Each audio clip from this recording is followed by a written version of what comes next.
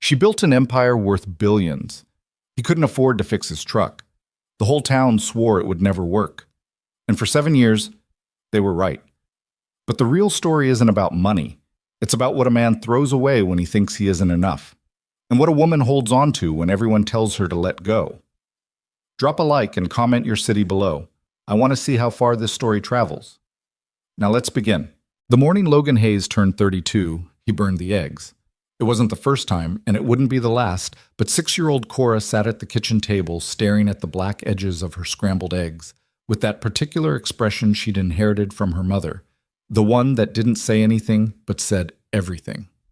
And Logan stood at the stove with the spatula in his hand and thought, I am doing my absolute best, and my absolute best is burnt eggs. They're fine, Cora said, because she was 6 years old and already understood something about not making things harder. They're not fine. I've had worse. He looked at her. When have you had worse?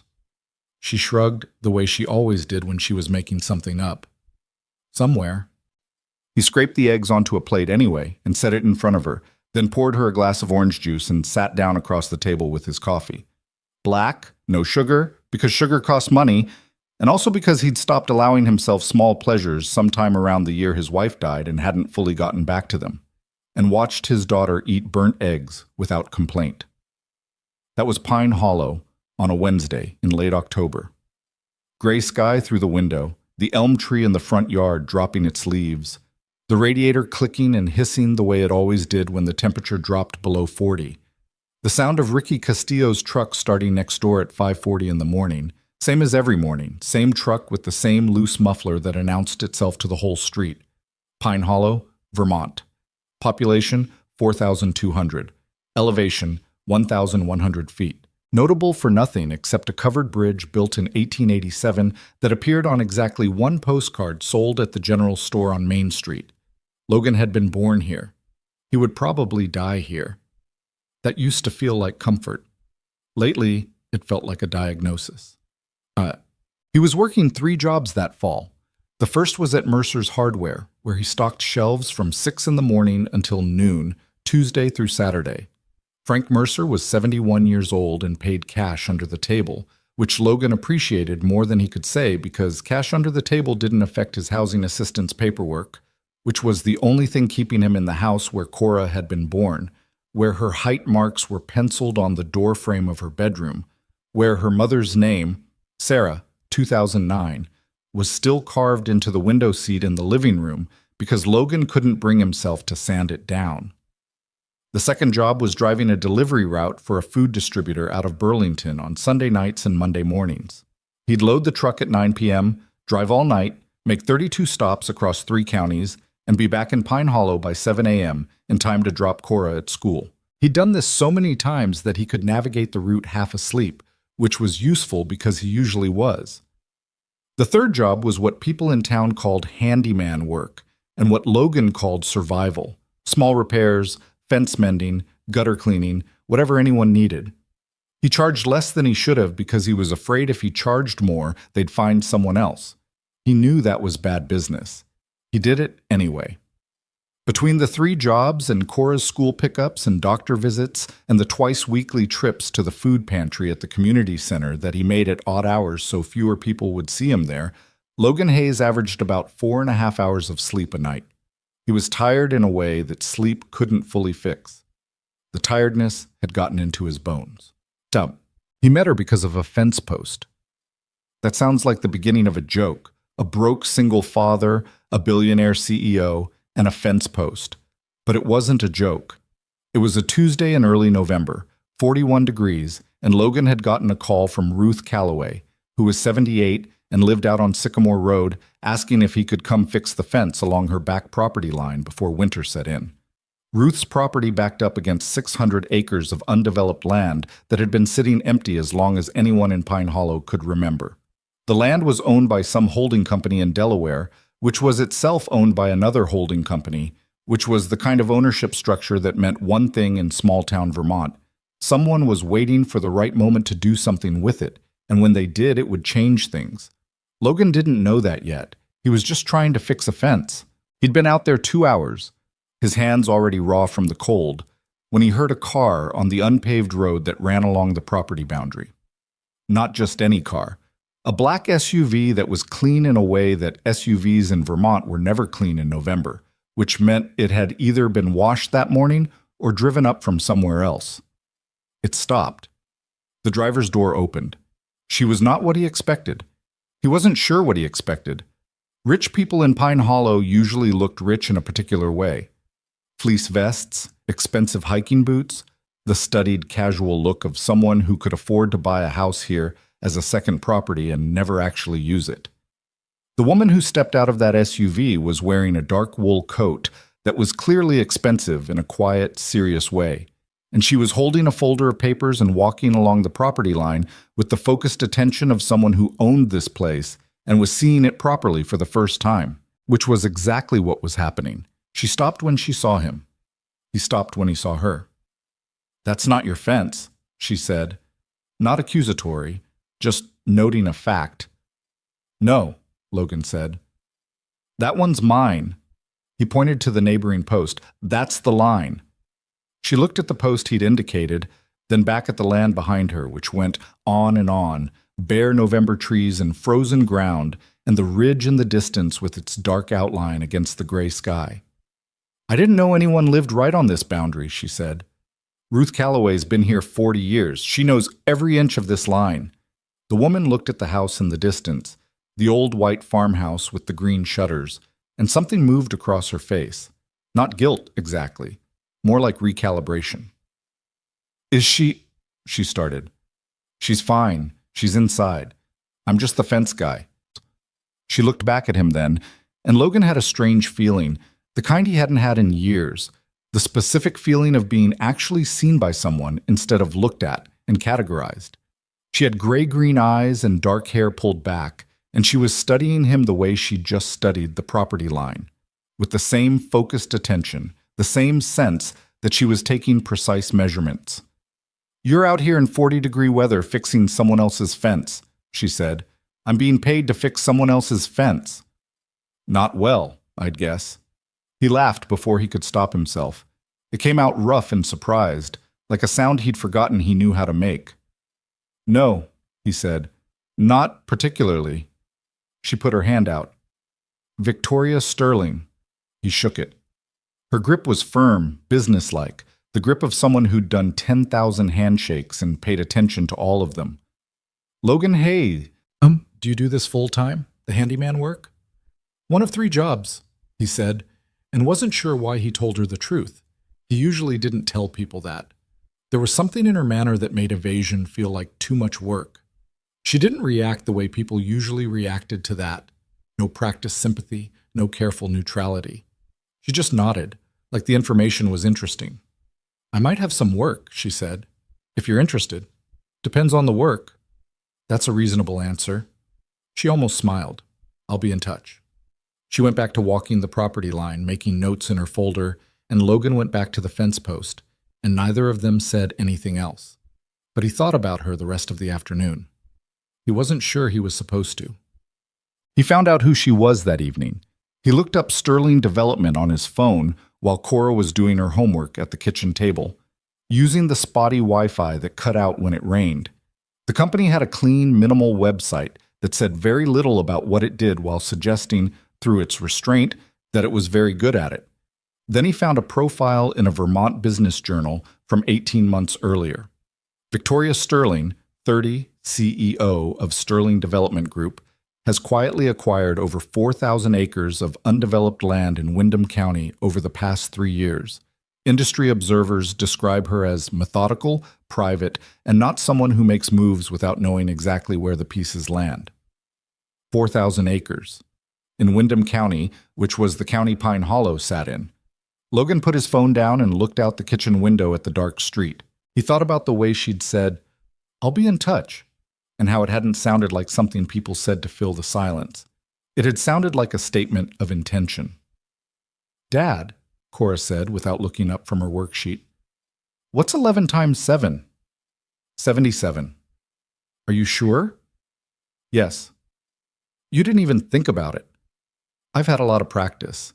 She wrote it down, still skeptical, and Logan watched her, her small, serious face bent over the paper, the tip of her tongue at the corner of her mouth, the way it always did when she was concentrating, and felt the familiar pressure in his chest that he felt every time he looked at his daughter and understood fully that she was counting on him and that he was doing the best he could with what he had, and that his best was burnt eggs and 3 jobs and 41-degree fence posts. 77, he thought. At least I know that. Victoria called 2 days later. She needed survey work done on the northwestern section of the property. Not skilled survey work, she clarified. The professional surveyors would handle that. But she needed someone local, someone who knew the land and the roads and the property boundaries, to walk the terrain with the survey team and point out anything the maps might have wrong. It paid 3 times what Logan would have charged. He said yes. They spent a Thursday and part of a Friday out on the land together while 2 professional surveyors from Burlington did their work. It was cold and the ground was hard, and Victoria walked the terrain in those expensive boots that turned out to be completely appropriate for Vermont mud, which told Logan she'd done her research, which he was already starting to understand was how she did everything. She talked about the land the way an architect talks about an empty building site, not about what it was, but about what it could hold. She had a way of looking at a tree line or a ridge and seeing something behind it that Logan couldn't quite see himself. He found he wanted to. "You grew up here?" she asked on the second day when they were eating sandwiches on the tailgate of Logan's truck. "Born and raised." "What's it like, growing up somewhere like this?" He thought about it. "Small," he said. "Everyone knows everything about you. That's bad when you're 15 and you do something stupid. It's good when something goes wrong and you need people." He paused. "When my wife died, there were casseroles on the porch for 6 weeks. I didn't have to cook once." Victoria looked at him. "I'm sorry. When did she pass?" 4 years ago. Cora was 2. He looked at the ridgeline. Car accident, black ice. A beat of silence. Not an uncomfortable one. "How old is Cora now?" 6. "She's 6. Something in his voice changed without his permission when he said her name, a softening he couldn't control. "She's the best person I know. I realize that sounds like something every parent says." "It doesn't sound like a thing people say," Victoria said. "It sounds like you mean it." He looked at her, and she was looking back at him with that particular focused attention, and Logan thought, this woman is going to complicate things. He didn't know yet how much. The complications started, as they often do, with other people noticing. Pine Hollow was 4,000 people, and everyone knew everyone's business. But there was a particular subset of the town, call them the ownership class, the men who ran the 3 largest businesses in town and had been running them for 30 years and had shaped the place in their image, who paid special attention to who held the money and who was close to it. Dale Fenton owned the only real estate agency in Pine Hollow and a significant portion of the commercial property on Main Street. His brother-in-law, Carl Webb, was on the town planning board and had been for 16 years. Their friend and frequent business partner, a man named Roy Simmons, who'd made money in some kind of investment business that no one could quite explain, completed the triangle. 3 men, 3 families. One town where they'd always been the biggest fish. Victoria Sterling was a much bigger fish. They learned about her land acquisition the same week Logan did, and their reaction was different from his. They saw the 4,000 acres, and they saw the development plans that were now circulating through county planning channels, and they calculated, correctly, that the transformation of Pine Hollow into anything like what Victoria was envisioning would restructure the town's economy in ways that would diminish their own standing. Their first move was to be welcoming. Dale Fenton invited Victoria to a dinner at his house in mid-November. Not the kind of thing he usually did for out-of-town developers, but Sterling Development was not a usual situation. Logan heard about the dinner because Dale's wife mentioned it at Mercer's Hardware when she came in for a bag of driveway salt, and word moves the way it always moves in small towns, on its own schedule, finding everyone eventually. He heard later from Ruth Calloway, who had lived next to Pine Hollow's social ecosystems for 40 years and understood them precisely, that the dinner had been polite and had gone well on the surface, and had also been, underneath, something else entirely. She walked out of there with exactly as much as she walked in with, Ruth told him, which is nothing in terms of what they were trying to get from her. Those men wanted to be her partners. She thanked them for dinner and left. Logan laughed. "They're not going to like that," Ruth said. "No," Logan agreed. "And they're going to have to find a different way to deal with it." He didn't know, then, what that different way would look like. He should have guessed it would involve him. What had developed between Logan and Victoria in those weeks of survey work and site walks and occasional cups of coffee at the diner on Elm Street was not a relationship in any clear sense. It was something more tentative than that, more uncertain, built out of the specific chemistry of two people who don't fully trust their own instincts, recognizing something real in each other, and not quite knowing what to do about it. Victoria was not a woman who talked about herself easily. Logan had gathered, in pieces. She'd grown up in Connecticut, not wealthy. Her father had been a contractor, which explained some things about how she talked about buildings and sites. And she'd put herself through business school on scholarships and worked her way up through a development company in Boston before starting Sterling on her own at 26. She had no siblings. Her parents were both still living, but they talked mostly on weekends, the particular distance of adult children who love their parents but live inside their own lives. She asked Logan questions the way she asked questions about everything, directly, without the social padding people usually used, the "if you don't mind my asking" and the "you don't have to answer this," just the question itself, flat and honest. He found he didn't mind it. "Why do you stay?" she asked him once. They were at the diner Tuesday afternoon in late November, and the snow had started coming down outside the window in that serious way that meant it was committed. "In Pine Hollow?" "You're clearly smarter than 3 jobs," she said. It wasn't a compliment exactly, more like a puzzle she was looking at. "Cora was born here. Sarah's buried here." He wrapped both hands around his mug. "It would feel like leaving them." Victoria was quiet for a moment. "That's different than most answers." "What's most answers?" "I couldn't afford to go," or "I never thought about it." She looked at him. "You've thought about it. You just found a reason that's bigger than the discomfort." He looked at her across the table and thought, she gets it. And that was its own complicated feeling because Sarah had gotten it, and Sarah had been gone for 4 years, and getting it felt like her specific territory, a thing she'd owned that no one else was supposed to. They didn't define what they were to each other. The town was already defining it for them. It started with small things. Someone made a comment at Mercer's, an offhand thing, the kind that sounds casual and isn't. When Logan came in to open up one Tuesday morning, Bill Draper, who came in every Tuesday for lumber supplies, looked up from the counter and said, "Heard you've been spending time with the Sterling woman." "Working," Logan said. Bill nodded in a way that meant he thought he knew exactly what working meant. "That's an interesting situation," he said. "Woman like that." "She needed someone who knows the land." "Sure," Bill said, and his smile didn't quite reach his eyes. 2 days later, someone had written something on the bench outside the diner, the old wooden bench that had been there since Logan was a kid, and he couldn't make out all of it when he walked past, but he caught enough. Poor man's got big dreams. He didn't stop walking. He didn't say anything about it. He went home and made dinner and helped Cora with her reading and tried to decide how much he was willing to pretend that these things weren't landing. The thing about Pine Hollow was that it held both things at once.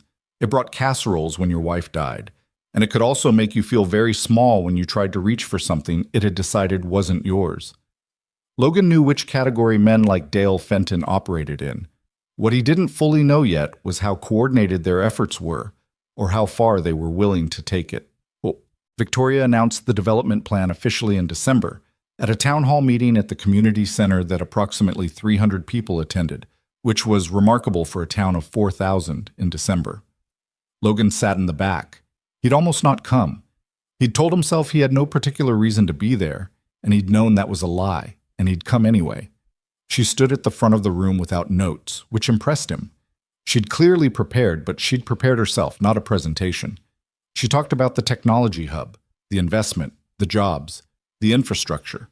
She talked about what Pine Hollow could become without saying that what it currently wasn't enough. A careful line to walk, and she walked it without stumbling. Then the questions started. Dale Fenton was in the 3rd row. Logan saw him stand up before he spoke. the deliberate choice to stand to make himself bigger in the room. Ms. Sterling, a development of this scale is going to require significant cooperation from current landowners and business operators in the community. I understand you've been building relationships with certain individuals. A pause. Are those relationships going to factor into how you assign contracts and business opportunities for this development? The room was quiet. Victoria looked at Dale with the same focused attention she gave everything. All contracts for the development will go through a standard competitive bidding process, she said. Same process for everyone. Of course, Dale said, with a smile that meant the opposite. But relationships matter. Wouldn't you say that for a project of this size, trust is important? And that certain existing relationships might— Mr. Fenton, her voice was even. I'm happy to discuss the contracting process in detail. My team has a document that outlines it. I can make sure you have a copy. She moved to the next question before he could respond. Logan watched Dale sit back down and watched the look he exchanged with Carl Webb beside him and understood that the town hall had not gone the way they'd intended. He waited until the room was clearing to make his way toward her. She saw him coming across the emptying room and something in her expression changed. The professional surface she'd been maintaining for 2 hours shifting, not a lot but enough, like a key turning in a lock. How'd I do? She said quietly. You handled Fenton. I noticed him in the third row the moment I walked in. Spent the first 5 minutes figuring out what his play was going to be. She looked at him. You've known him a long time. Whole life.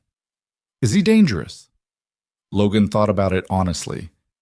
He's a man who's used to getting what he wants and is now looking at a situation where what you want is something different. That's a particular kind of danger. He paused. He doesn't always play clean. Victoria nodded slowly.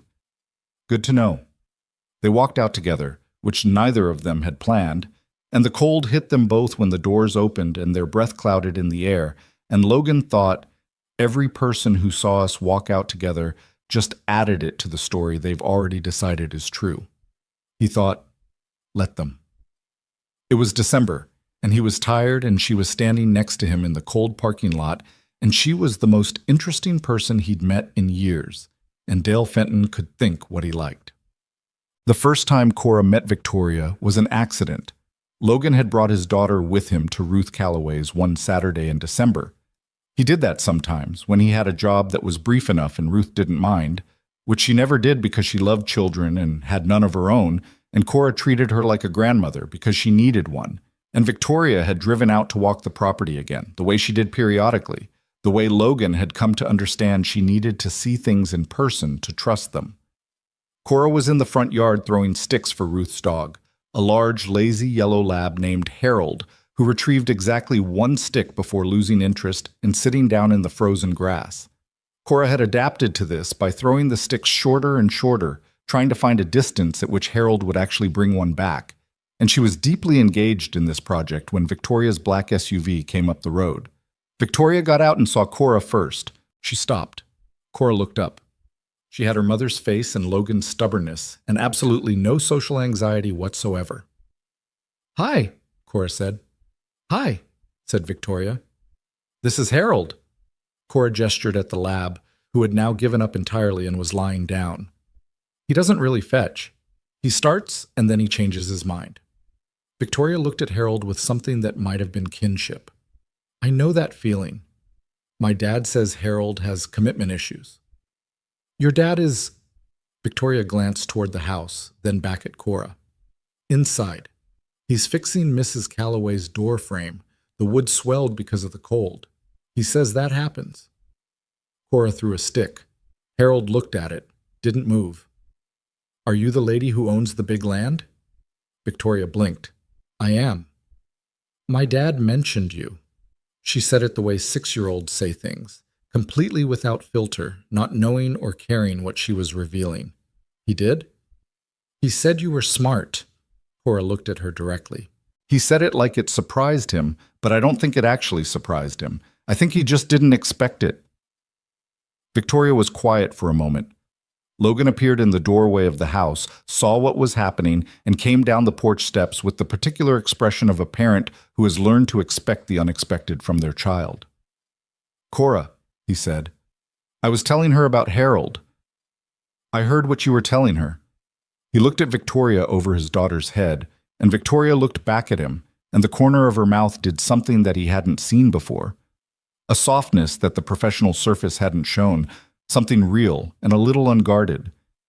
She's accurate, Victoria told him. Logan put his hand on Cora's shoulder. The stick thing isn't working. I know, I'm trying shorter distances. Let me know if you figure it out. Cora went back to her experiment. Logan and Victoria stood on the frozen lawn and looked at each other in the gray December light, and neither of them said anything for a moment, and that silence had something in it. Warmth, maybe. The specific warmth of two people who've been lonely for a while, recognizing each other without meaning to. She's wonderful, Victoria said. She's honest to a fault. That's the same thing. He didn't have an answer for that. He just stood there and felt something he hadn't let himself feel in a long time. Something that was less like want and more like yes, and he thought, this is going to be very hard to walk away from. He didn't know yet that he would have to. But January came in mean and cold, and Dale Fenton stopped pretending to be diplomatic. He started with Logan's jobs. Logan found out from Frank Mercer, who told him on a Thursday morning with his eyes on the floor, clearly uncomfortable, clearly sorry, that someone had been making calls. Frank didn't say who. Frank didn't have to. I'm going to have to cut your hours, Frank said, down to 2 mornings a week. 2 mornings a week meant less than half of what Logan had been making at the hardware store, which meant he needed the delivery route money more than ever, which meant he needed the delivery route. He kept the delivery route for exactly 2 more weeks before the distributor's regional manager called and said the route was being restructured. Logan sat in his truck in the parking lot of the food pantry. He'd been on his way in, and held his phone and stared at the windshield and thought about money. He thought about the mortgage payment he was already behind on, 3 months behind actually, the letters he'd been putting in the kitchen drawer instead of opening, because opening them didn't change anything except his blood pressure. He thought about Cora's winter coat that was getting small in the arms. He thought about the specific math of survival and how little margin he had. Then Carl Webb stopped by the house. That was the part Logan would remember longest. Carl Webb, in his good jacket, standing on Logan's front porch on a Saturday morning with his hands in his pockets, being friendly. Just checking in, Carl said. Heard things have been tough. Logan looked at him through the screen door. I'm fine. Word is you've been spending a lot of time helping Ms. Sterling with her project. That's great. Great you've had that opportunity. Carl's smile was warm and entirely hollow. Thing is, Logan, some folks in town are starting to talk. You know how it is? People see a man like you getting close to a woman like her, and they start to wonder what his angle is. Logan was quiet. I'm just saying, Carl continued, it might not be great for either of you, for your reputation, for hers. The development plan is already controversial.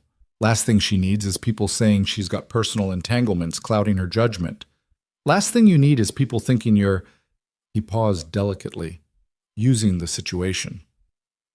Logan opened the screen door. Carl Webb took a step back. Get off my porch, Logan said.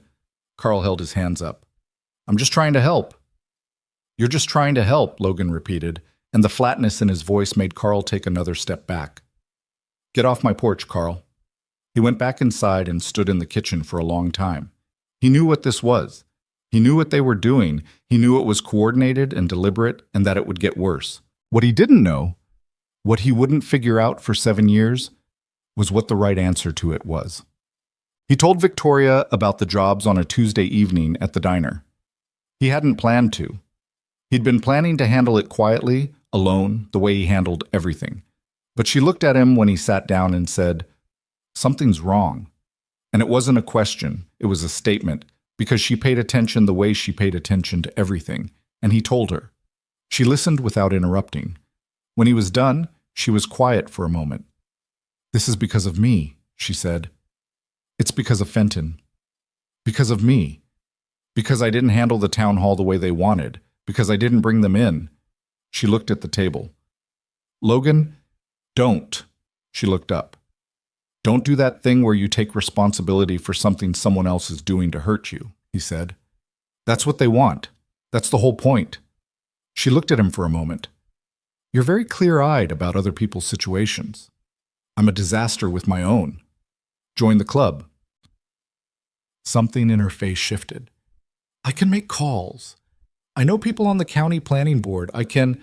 No, he said, firmly enough that a couple at the next table glanced over. He lowered his voice. I'm not going to be someone you protect. That's not... He stopped. That's not how I want to be with you. Victoria was still. How do you want to be with me? The question sat there between them, honest and too big for a Tuesday night at a diner in December, and Logan looked at this woman, at her gray-green eyes and the small scar at her chin he'd noticed and never asked about, and the way she held herself carefully, like someone who'd learned that things break if you lean on them too hard, and understood that he was in love with her. He'd been in love with her for a while. He just hadn't said it to himself that clearly before. I don't know yet, he said, because he was afraid to say the other thing. But not like that. She nodded slowly, and then she reached across the table and put her hand over his. Not a dramatic gesture, just a placement, her hand on his, her fingers warm from the coffee mug, and left it there. Neither of them said anything. Outside the window, the snow was starting again. Pine Hollow was quiet in the way small towns get quiet in winter, the specific hush of a place that's been here longer than anyone remembers and expects to be here still. Logan looked down at her hand on his and thought, I have to figure out how to deserve this. He was already thinking about it wrong. He just didn't know that yet. He left on a Friday in February. He didn't leave because he wanted to. He left because Carl Webb had come back. Not to his porch this time, but to Cora's school, of all places, had run into Logan at pickup and said, casually, with Cora standing 10 feet away watching the exchange with those sharp, observant eyes that missed nothing. Heard there's an investigation into improper payments. Someone received financial compensation from Sterling Development that wasn't declared properly. Could be a tax thing. Could be more. And then he'd looked at Cora and said, must be stressful, raising a kid alone while something like that's hanging over you. Logan had kept his face still. He'd taken Cora's hand and walked to the truck and buckled her in and driven home and made dinner and helped with her reading and waited until she was asleep. There was no investigation. He knew that. He hadn't received any improper payments. What he'd received was survey work money, declared correctly. Nothing unusual. But false accusations were investigations you had to pay to defend yourself against, and Logan Hayes did not have money to pay for a defense against anything. What he did have was a phone call that afternoon from a construction company in Maine that had heard he did good work. He'd never found out who'd referred him, had always meant to ask and never gotten around to it, asking if he'd be willing to relocate for a 2-year contract. He sat at his kitchen table at 11 at night and looked at the phone in his hand and did the math. The math said, stay and watch them dismantle what little you have, piece by piece, job by job, until there's nothing left. The math said, the closer you are to Victoria, the more leverage they have on you. The math said, you don't have the resources to fight them, and fighting will hurt her. The math said, go. He didn't call Victoria that night. He told himself he'd call her in the morning, that he'd explain, that he'd tell her the real reason, and she'd understand. In the morning, he told himself he'd call after he'd gotten Cora settled, after he'd made arrangements, after the move was a little more concrete and less like running. He called her 3 weeks later, once he was already in Maine, from a job site in Portland while the wind came off the water and his crew was on lunch. He called and she answered on the second ring and said his name in a voice that made something in his chest crack. Logan, where are you? He said Maine, fine. He said he'd taken a job. He said he was sorry. He said he should have told her sooner. She was quiet for a long time. You could have called me, she said finally. Before you left. I know. You could have told me what was happening. I know. Another silence, longer. I thought, she said, and stopped. Started again. I thought what was happening between us was real. It was real, he said, and his voice came out rough and not quite even. It is. Then why? I'm not. He stopped, looked at the gray water, started again. I'm not someone who can fight them on their terms. I don't have the money. I don't have the connections. And every day I stay, they have more to use against you, against the project. That's my problem to manage. Victoria, don't do this. Her voice was quiet and precise and hurt in a way that was worse than anger. Don't protect me in a way I didn't ask for and didn't want. He didn't have an answer for that. Is this what you actually want? She said. Or is this you deciding what's best for everyone else and not asking anyone? He didn't answer that either, because the honest answer was both, and the honest answer was also that he was afraid. Afraid of what it meant to want something this much and not be enough to hold on to it. The silence stretched. Okay, Victoria said finally. One word, quiet. Final in a way that wasn't about the end of the call. He held the phone against his ear for a long time after she'd hung up, listening to the wind off the water, watching his crew come back from lunch, thinking about all the things he hadn't said. He told himself he'd figure it out. He told himself he'd come back when he had more to stand on. He thought it would take a year, maybe 2. It took 7. The first apartment in Portland was above a laundromat, and the heat came from a single baseboard unit that ticked and groaned through the night like something trapped inside the wall. Cora slept in the bedroom. Logan slept on a fold-out couch that left a bar print across his lower back every morning. He lay there each night listening to the machines running below them, the drum spin, the thud of unbalanced loads, and thought about all the decisions that had landed him on a fold-out couch in Portland, Maine in February, with the wind finding the gaps in the windows and his daughter in the next room breathing slow and even in the way children breathe when they've accepted that this is just where they are now. Cora had not complained about the move. That was the hardest part. She'd packed her things with a seriousness that broke Logan's heart. The books first, then her drawings, then the small ceramic horse that had been Sarah's, which she wrapped in a sock and placed at the center of her bag where nothing could reach it. She hadn't cried. She'd asked him once, on the drive north, if they were coming back. Probably, he'd said. She'd looked out the window at the bare trees and the gray highway and said, okay, and hadn't asked again. 6 years old, and she already knew when a question wasn't going to get a straight answer. Now, the construction job was harder than advertised and paid better than expected, which was the right combination, and Logan threw himself into it the way he threw himself into everything that wasn't his own life, completely and without reservation.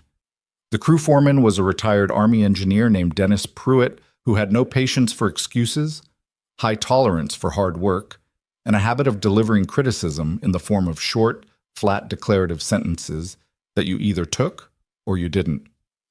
You're wasting energy, Dennis told him on the 3rd day, watching Logan haul material across the site. You're working twice as hard as the job requires. Is that a problem? Depends why you're doing it. Dennis looked at him with eyes that had seen a lot of men trying to outwork something. You can't bury a feeling in concrete, Hayes. I've watched 100 men try. I'm not trying to bury anything.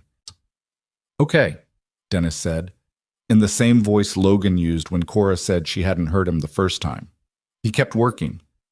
There was something clarifying about physical labor, about the specific honesty of a job that showed you its results at the end of the day. A wall went up, or it didn't. A foundation was level, or it wasn't.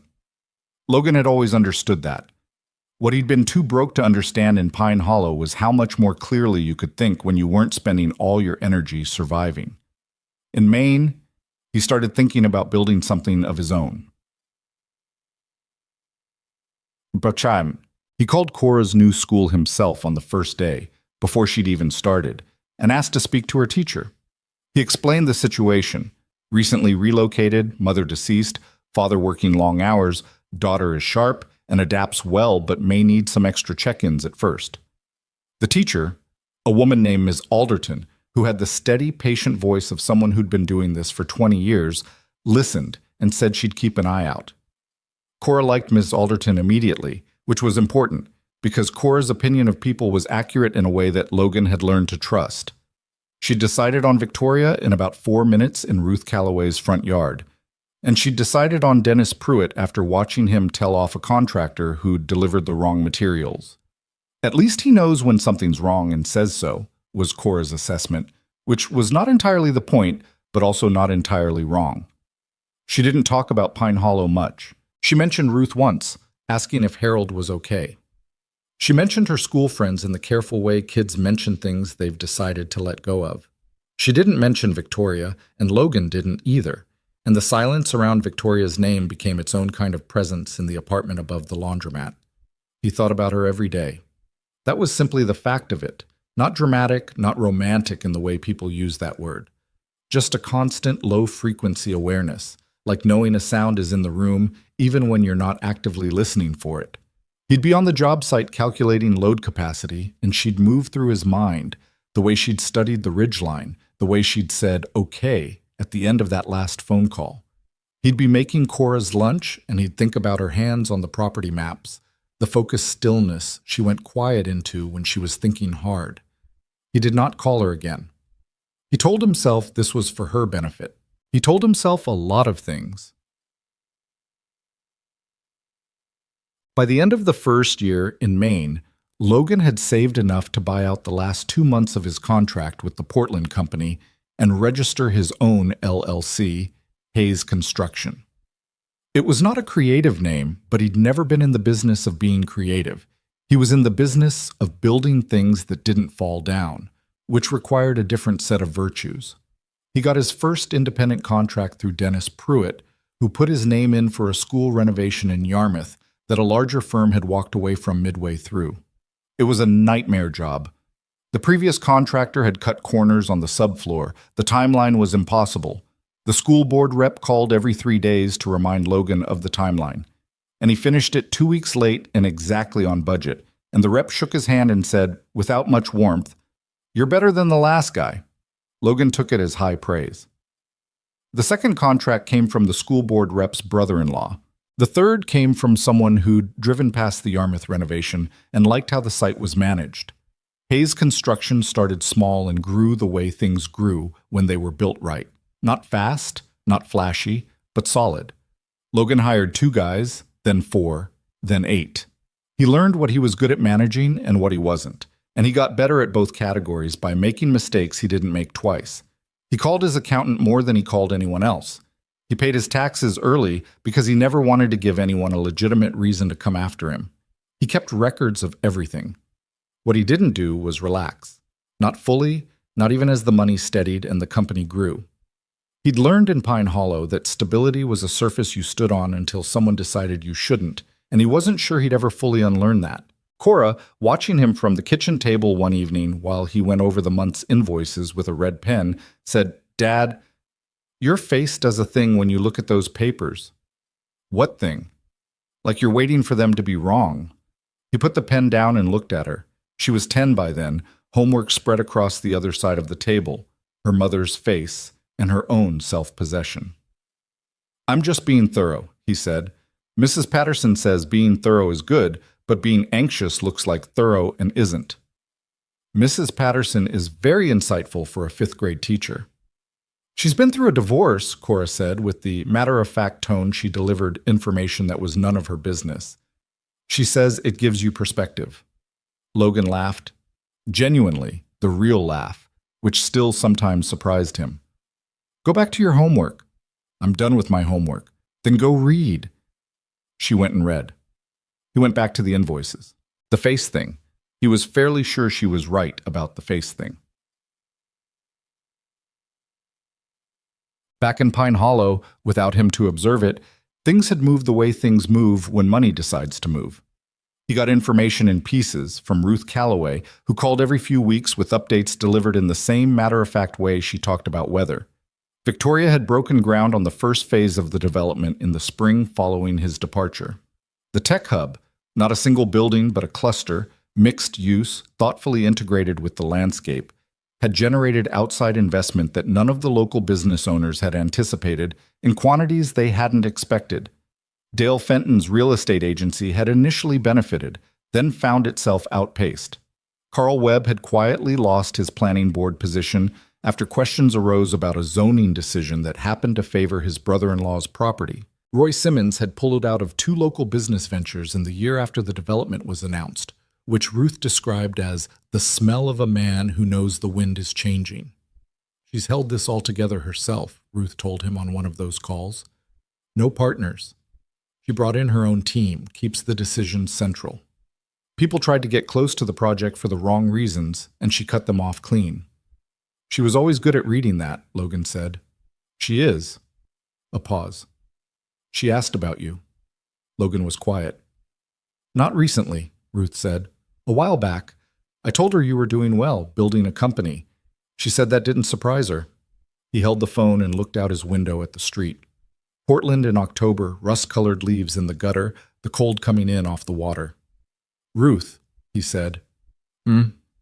Is she... He stopped. She's fine, Logan. She's doing what she does. She's not waiting around, if that's what you're asking, and I wouldn't tell you if she was, because that's not mine to carry.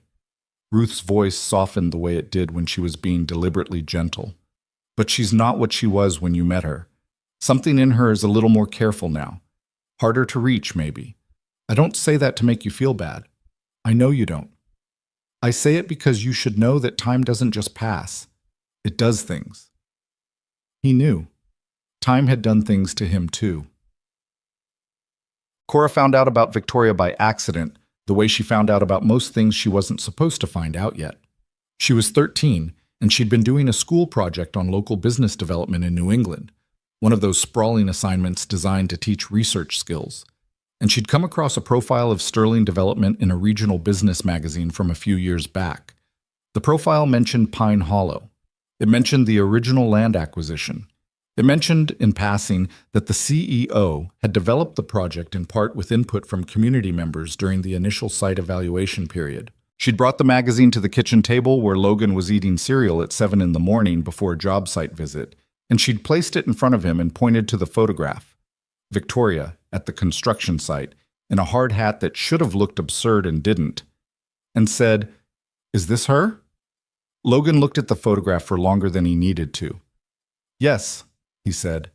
Cora sat down. She studied his face the way she always studied his face, looking for the true answer beneath the short one.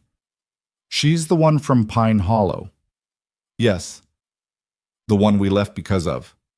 "We left because of a job opportunity in Maine," Logan said, which was technically true in the same way that a lot of technically true things were not really honest. Cora was 13 and she had her mother's eyes, and she had been watching her father's face since she was old enough to notice that faces said things without being asked. She looked at the photograph again, then at him. "You liked her," she said. It wasn't a question, and he didn't treat it like one. "Yes," he said. "I did." "Do you still?" He looked at his cereal.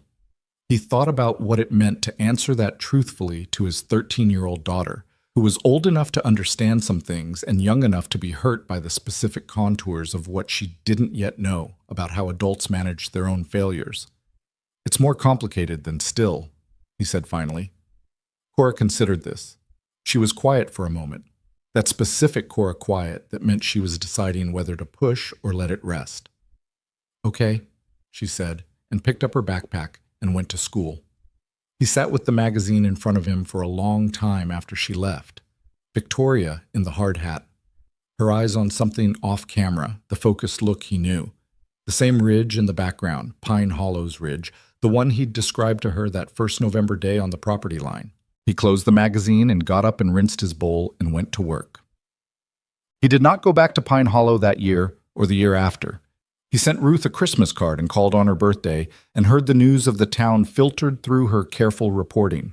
The development was changing Pine Hollow in ways that were slow at first and then visible all at once.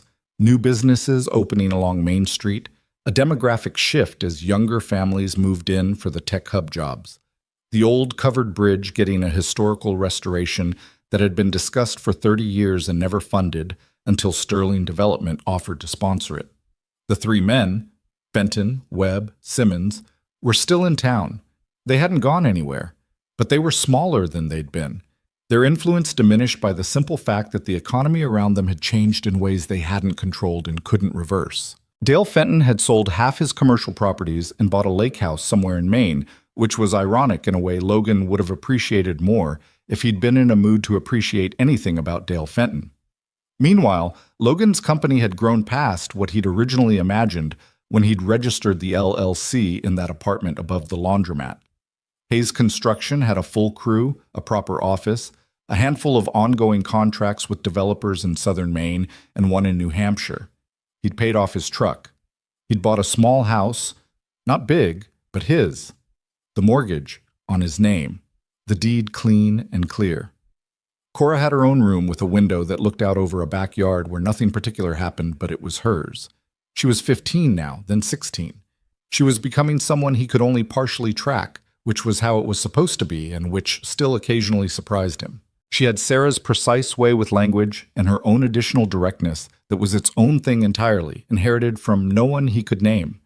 She wanted to study environmental science or architecture. She hadn't decided which, but because she was interested in the question of how built things and natural things shared the same space, which Logan thought was a reasonable and interesting question, and which Victoria Sterling might have found, if she'd ever heard it, deeply familiar. He didn't say that to Cora. He did, around the time she turned 16, hire a lawyer. Not for any crisis, there was no crisis. He hired a lawyer because he'd been operating without one, relying on templates and common sense, which was how you ran a small operation and not how you ran an actual company. The lawyer's name was Patricia Ellison. She was 62. She had the patient ferocity of someone who'd spent decades being underestimated, and she looked over his contracts and his corporate structure and his financial arrangements and said, "You've done better than you had any right to, given how exposed you were." Is that a compliment? It's a fact. She looked at him over her reading glasses. It also means you got lucky and luck runs out. Let's make sure you don't need it anymore. He appreciated that. He was starting to understand that the things he appreciated most were things delivered without softening. The call about Pine Hollow came in March of the 7th year, and it didn't come from Ruth. It came from a man Logan had done business with briefly, a developer in Burlington named Marcus Trent, who had connections across the state and a habit of knowing things before they were public. Marcus called on a Tuesday afternoon when Logan was reviewing a foundation plan, and he said, without much preamble, "You have history with Sterling Development." "Some," Logan said. "There's a situation developing with their board of directors. I'm hearing it's serious, a hostile takeover play from inside. Partners who've been positioning for it for a couple of years." A pause. The names being connected to it: Fenton, Simmons, and a holding company with Webb family connections. Logan sat back in his chair. "The play is to force her out of operational control and install their own people," Marcus said. "They've been accumulating board proxies quietly. I don't know if she knows the full extent of it." "When?" Logan asked. "The vote's in 60 days. There's a shareholders meeting in May." Logan was quiet. His jaw was set in the particular way it set when he was working something out. "Why are you telling me this?" he said.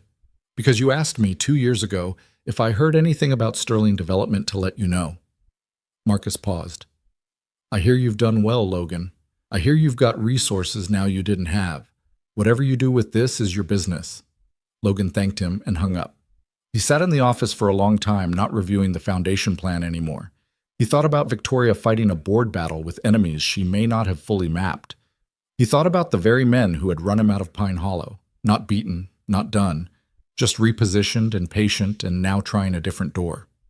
He thought about what Ruth had said 3 years ago. Something in her is a little more careful now, harder to reach. He thought about Cora at 18, applying to colleges, asking him once across the dinner table without particular pressure, "Do you ever regret leaving Pine Hollow?" He'd said, "I regret parts of it." She'd nodded and not pushed, the way she didn't push when she could see he was being honest about the limit of what he could say. He picked up his phone. He pulled up his company's account balances. He looked at them for a while, doing math. Then he called Patricia Ellison. "I need to know," he said, "what it takes to buy a minority stake in a private development company, and I need to know it fast." A pause on the line. "That's a significant change from a foundation review," Patricia said. "I know. Does this have to do with the Sterling situation I've been reading about?" He shouldn't have been surprised she already knew. Patricia Ellison knew everything before it was public. "Yes," he said. Another pause, shorter this time. "All right," she said. "Come in Thursday. Bring everything." He was already writing the list when she hung up. He drove back to Pine Hollow on a Thursday morning in late April, 7 years and 2 months after he'd driven out of it with a fold-out couch strapped to a rented trailer and a 6-year-old asleep in the passenger seat. The town came at him the way it always did on that approach from the north. The ridge first, then the tree line breaking, then the covered bridge over Hollow Creek appearing around the bend, the bridge he'd crossed 10,000 times without thinking about it, the bridge that now had fresh paint and restored timber because someone had funded a historical restoration that had been discussed for 30 years. He knew who'd funded it. He crossed it slowly, listening to the particular hollow sound his tires made on the wood planks, and then he was in Pine Hollow again. Same streets. The elm trees on Birch Avenue were taller. The diner on Elm Street had new signage. Mercer's Hardware had a fresh coat of paint on the facade and a banner in the window that said "Under New Management," which told him Frank Mercer had finally retired. The Tech Hub development was visible before he reached the center of town. The cluster of low buildings on the eastern edge, the landscaping carefully integrated with the existing tree line, the way Victoria had described it. That first November, the way she'd stood on the frozen ground and seen something behind the ridge that he'd almost been able to see. She'd built it, all of it. While he was in Maine building something smaller with both hands, she'd built exactly what she'd described. He drove past it slowly, through the parking area where a dozen cars were already present at 8:30 in the morning, and he thought, she did this without me. The thought was not pride and not guilt. It was something more complicated than either, the specific weight of understanding that someone you love moved forward while you were standing still pretending you were in motion. He had 3 meetings that first day back, and none of them were with Victoria.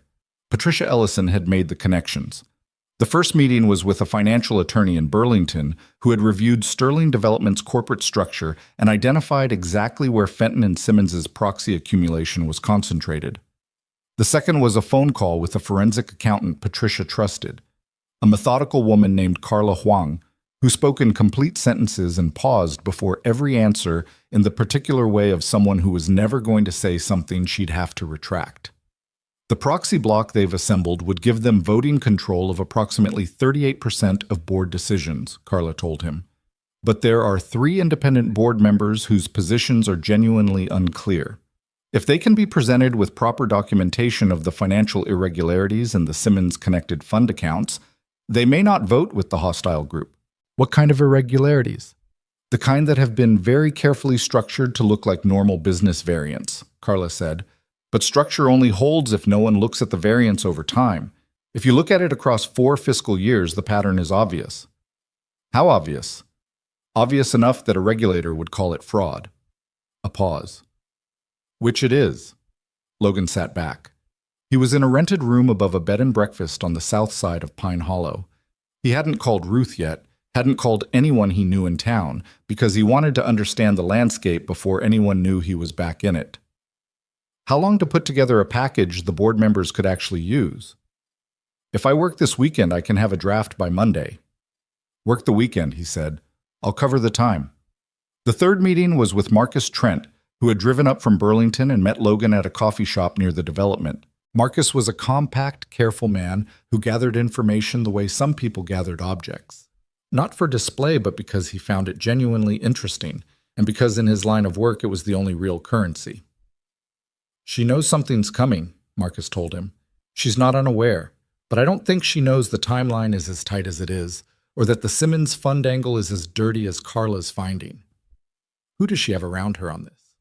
Her CFO, woman named Dana Rowe. Good instincts, limited experience with hostile situations. A legal team in Boston that's solid, but is working off what they've been told. Marcus looked at him. The gap is information. She doesn't have the full picture. She needs to. Yes. A pause. She's going to have opinions about how she gets it. Logan looked at his coffee. I know. Have you called her? Not yet. Marcus was quiet for a moment. You understand she's not going to react the way you might hope. I know. She's had 7 years to build a version of events in her head. Some of it's probably accurate. Most of it's probably accurate, Logan said. Marcus nodded, accepting this. Then why are you here? Logan looked out the window of the coffee shop at the street, at Pine Hollow, going about its Thursday morning. 2 women with strollers.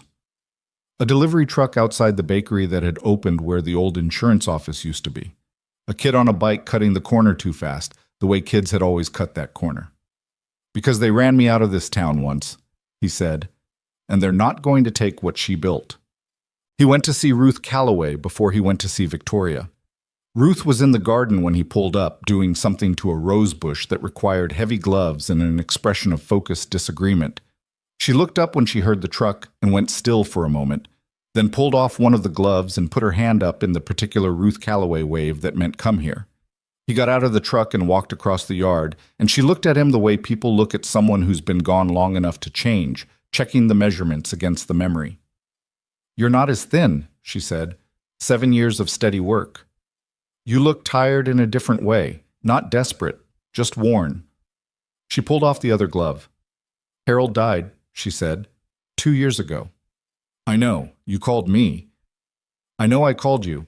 I'm mentioning it because his corner of the yard is still empty, and I'm not ready to think about that yet." She nodded toward the house. "Come inside." Ruth's kitchen was exactly the same. The same yellow curtains, the same chip tile above the stove, the same arrangement of mismatched mugs on hooks beside the window.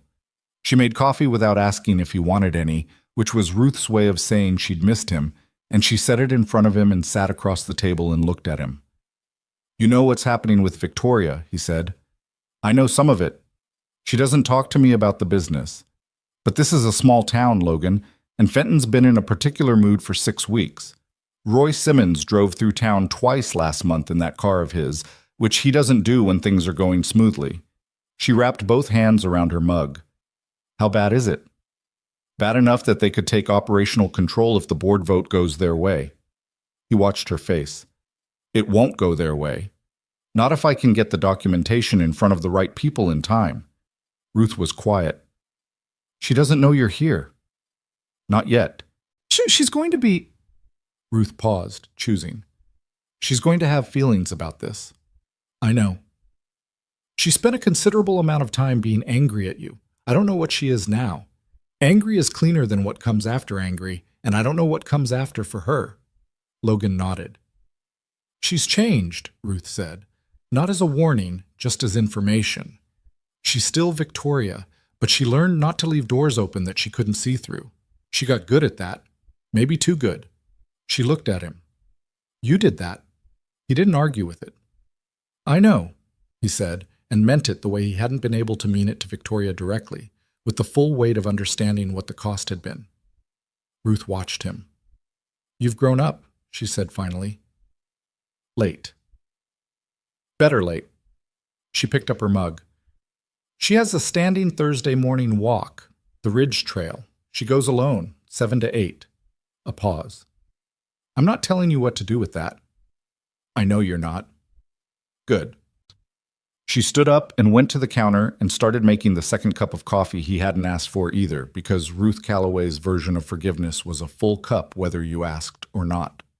He found the Ridge Trail at 7:15 Friday morning and walked it until he found her at the overlook. She was standing at the rail, a simple wooden railing the town had put in 20 years ago, weathered gray now, looking out over the valley. The development was visible from here, which Logan suspected was not accidental.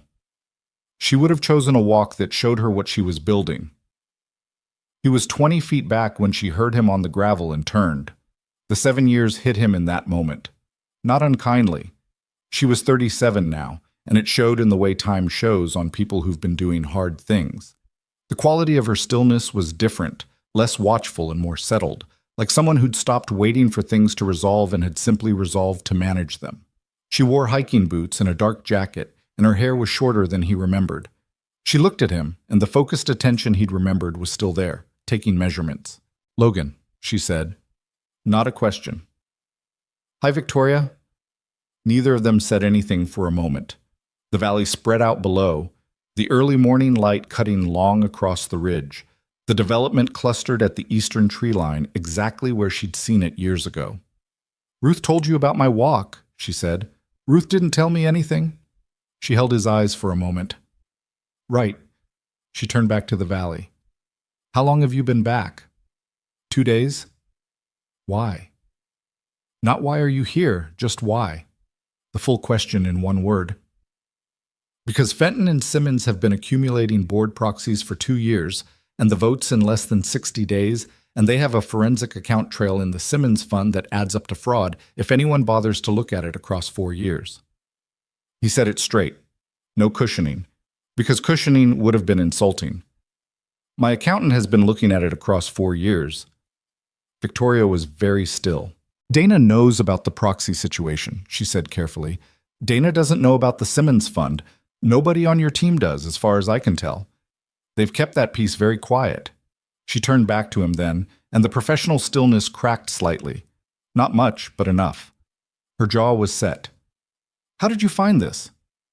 Marcus Trent, and a forensic accountant named Carla Huang, who's very good at looking at 4 years of numbers and seeing the things someone built to look like nothing. I don't know Carla Huang. You will. He paused. If you want her. Victoria looked at him for a long moment. He recognized the calculation happening behind her eyes, weighing the information against the source of it, not because she doubted the information, but because she was deciding what it meant that he was the one bringing it. Why are you doing this? She said. He'd known she'd ask. He'd thought about how to answer. Because they ran me out of this place 7 years ago, he said, and I should have been harder to run. And because what you built, he gestured at the valley without taking his eyes off her, is yours, and I'm not going to watch them take it while I'm sitting in Maine pretending I don't know it's happening. That's not the full answer, she said. No, he said. It's not. She waited. I owe you a real conversation, he said, about why I left. Not what I told you on the phone. The real version. He held her gaze. But that's not what today is. Today is about the vote and the documentation and making sure they don't get what they're trying to get. The other conversation can be when there's time for it. Victoria looked at him for a long moment. Something moved across her face that he couldn't quite read. Not softness, exactly, and not anger either. Something more guarded than either. My meeting with Dana is at 9, she said. I can be there. She turned and started back down the trail. Then she stopped without turning around. You look different, she said. 7 years. Not just that. She paused.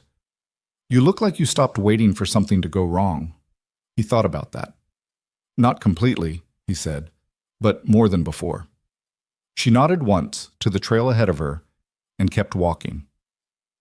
The meeting with Dana Rowe was in Victoria's office at the development center, a room that was cleaner and simpler than Logan had expected, a desk with a good chair, a wall of windows facing the ridge, no decoration except a framed topographic map of the original property. The map of what it had been, not what it became. He noticed that. Dana was 40, precise, and visibly unhappy to see a man she didn't know sitting in her boss's conference room. She looked at Victoria when she walked in, then at Logan, then back at Victoria. Dana, this is Logan Hayes, Victoria said. He runs Hayes Construction in Maine. He has information about the board situation that we don't have. Who's his source? Dana asked. Not to Logan, to Victoria. His source is a forensic accountant who's been going through the Simmons Fund accounts, Logan said. Dana looked at him then, directly. The Simmons Fund has been reviewed by our legal team. Your legal team looked at single-year variance. We looked at 4 years of variance, and then we looked at what the variance was hiding. He pulled out the preliminary document Carla had sent him at 6 that morning. This is a draft. The full report is ready Monday. He slid it across the table to Dana. Page 4. Dana read page 4, then she read it again. Then she sat back in her chair with the controlled expression of someone who had just confirmed something they'd hoped wasn't true. This is structured fraud, she said flatly, across 3 shell entities over 4 fiscal years.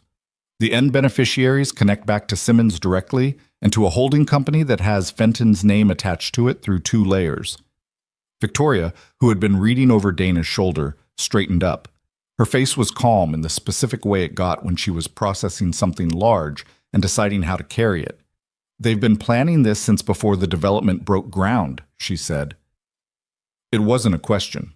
Probably before you bought the first acre, Logan said. I think when you turned down their dinner offer, they shifted from trying to get inside your project to trying to take it. Dana put the document down. The SEC would be interested in this. The SEC and the 3 independent board members who've been voting with Fenton's block because no one's shown them what Fenton's block is actually connected to. Logan looked at Victoria. They're not corrupt. They're just working with incomplete information. Victoria was quiet. She was looking at the topographic map on the wall. The original land, the ridge, the valley, the creek, in the same focused way she'd looked at it the first day he'd met her on the property line. "We have 53 days, she said. "It's enough," Logan said, "if we move cleanly." "How?" "Carla presents the full report to the independent board members directly, not through your legal team, because your legal team is a known quantity, and Fenton will try to characterize anything from them as biased. An independent forensic accountant presenting documented evidence of fraud is different. Then you file the regulatory complaint simultaneously, so the story the board members hear from outside sources matches the story they're getting from the accountant." Dana was already writing. "Simultaneously means we need both pieces ready at the same time. Monday for the report. I can have a conversation with your legal team today about the regulatory filing timeline." Dana looked at Victoria. Victoria looked at Dana. Something passed between them that Logan recognized as the particular shorthand of 2 people who'd been making hard decisions together for a while. "All right," Victoria said. She looked at Logan. "Monday." What he hadn't expected was the afternoon. The morning had been work, clean, purposeful, the kind of focused problem-solving that Logan was genuinely good at, the kind where the variables were knowable and the path forward, while difficult, was visible. He'd spent 3 hours with Victoria's legal team and 2 more with Dana going through the draft report line by line, and by 4 o'clock they had a working plan and a clear timeline. What he hadn't built a plan for was 4:15, when the legal team left and Dana left, and he was walking through the development toward the parking area, and Victoria fell into step beside him. They walked without talking for a bit. The development was quieter in the late afternoon, the daytime workers mostly gone, the evening shift coming in, the long light of April cutting across the courtyard between the main buildings. "You funded the Hayes Scholarship," he said. She didn't break stride. "Ruth told you." "Ruth told me 2 years ago. She thought I should know." He glanced at her. "Why?" "Because Cora is smart, and you were somewhere in Maine, and I didn't know if you had the money yet." A pause. "And because I was angry at you, and it turns out you can be angry at someone and still do things for them. That was an unpleasant thing to find out about myself." Logan was quiet for a moment. "She got into 3 schools, he said. "She's deciding between environmental science and architecture. She says she's interested in how built things and natural things share the same space." Victoria slowed very slightly. Then, "She sounds like she turned out well." "She's the best person I know. I still realize that sounds like something every parent says. It still doesn't sound like it." She stopped walking. They were at the edge of the courtyard, the ridge visible over the roofline in the late light. "Logan." He stopped. "When you left," she said, "I spent a long time being angry in the way that's really just hurt wearing different clothes." She looked at the ridge, "And then I spent some time being something I don't have a great word for. Not over it, just accepting that some things don't resolve." "I know," he said. "You don't get to know yet," she said, not harshly. "You just got back. You don't get to walk in with a forensic accountant and understand where I am." "Fair," he said. "The thing that hurt wasn't that you left." She was still looking at the ridge. "It was that you decided alone. What was best for me, what I could handle, what I needed. You decided all of it without asking." She finally looked at him. "I was 30 years old. I wasn't fragile." "No," he said. "You weren't." "I was also—" She stopped, started again. "I was also in love with you, which you probably knew and which made the leaving considerably worse. And I'm telling you that now because I'm 37, and I don't have the patience anymore for saying things in a way that leaves room for the other person to pretend they didn't hear it." Logan was quiet. The ridge in the late light, the courtyard empty around them. "I knew," he said. "And?" "And I was afraid," he said. "That's the real answer, the one I didn't give you on the phone. I was afraid that you'd eventually look at what I had and what I was and decide it wasn't enough, and so I left before you could." He looked at her directly. Which was the worst possible version of the thing I was afraid of, in practice. Victoria looked at him for a long time. The focused attention, the exact measurements. That, she said finally, is the most honest thing you've ever said to me. I've been working up to it, he said. 7 years. The corner of her mouth moved. Not a full smile, but the beginning of one, or the memory of one. She looked away first, back to the ridge, and Logan stood beside her in the April light and did not push it further, because he had not come back to rush anything. He had come back to fix what was fixable, and to tell the truth and to see what happened after. The rest of it was going to take time, and he had learned, finally, that time was not the enemy. It was the only thing that ever made anything real. Carla Huang delivered the full report on Monday morning, as promised, and it was 53 pages long and written in the kind of language that left no room for interpretation. Logan had read the draft twice over the weekend and still found new things in it on the third pass. The particular architecture of how Roy Simmons had constructed the fraud was almost impressive in its patience, the way each piece had been designed to look unremarkable on its own, the variance in any given quarter small enough to be explained away, the pattern only becoming visible when you laid 4 years flat and looked at all of it at once. Carla walked Victoria, Dana, and the 2 senior attorneys through it at the conference room table on Monday morning with the manner of someone reading a weather report, calm, precise, moving through each section without flourish because the material didn't need any. Logan sat to the side, not at the table. He'd made that call deliberately. This was Victoria's company and Victoria's fight, and his role was to have brought the information, not to lead the meeting. He watched her across the room. She asked 3 questions. Specific, technical, the kind that told him she'd spent part of the weekend preparing rather than reacting, and Carla answered all 3 without hesitation. When Carla reached the section on the shell entities connecting back to Fenton, Victoria's expression didn't change, but her hand, flat on the table, pressed down slightly. A tell she probably didn't know she had. When it was done, the room was quiet for a moment. "We file the regulatory complaint Wednesday," Dana said. "That gives us 2 days to make sure the independent board members get the report first. So when the complaint becomes public record, they're not hearing about the fund irregularities alongside everyone else." "The board members need to hear it directly from Carla," Logan said, from his side of the room. "Not through email, not through legal counsel. Carla sits across a table from each of them and walks them through it, the way she just walked us through it." Dana looked at Victoria. "Agreed," Victoria said. She looked at Logan. "Can she do that this week?" "She can do Tuesday and Wednesday morning if we confirm today." "Confirm it." That was how the week started. The next 18 days were the most sustained pressure Logan had operated under since the early years of building his company, and those years had been bad in a different way. The financial anxiety of bootstrapping, the specific terror of making payroll for 8 people when 2 contracts slowed. But this was different because the stakes weren't his alone. The 3 independent board members were named Howard Gill, Patricia Chen, and a retired corporate attorney named James Whitmore, who had joined Sterling's board 3 years earlier, and who Logan gathered, from the way Victoria talked about him, she trusted most of the 3. Carla met with Howard Gill on Tuesday afternoon. Jill was 64, had made his money in logistics, and sat on 4 boards simultaneously. He was a man who'd seen a lot and was hard to surprise, which meant he was also hard to read. Carla called Logan after the meeting and said, in her neutral accountant's voice, "He asked good questions. He wasn't defensive of Simmons. He'll look at it." Patricia Chen was harder. Chen was 58, a former tech executive who had been brought onto the board specifically because of her background in the kind of development Sterling was doing. She'd been voting with Simmons's block for 2 quarters, which Logan's read on the situation was not because she was compromised, but because Simmons had been careful to frame his positions in technical development terms that aligned with her instincts. When Carla put the forensic picture in front of her on Wednesday morning, Chen's first response was to ask whether the accountant had been hired by Sterling Development directly. "No," Carla told her.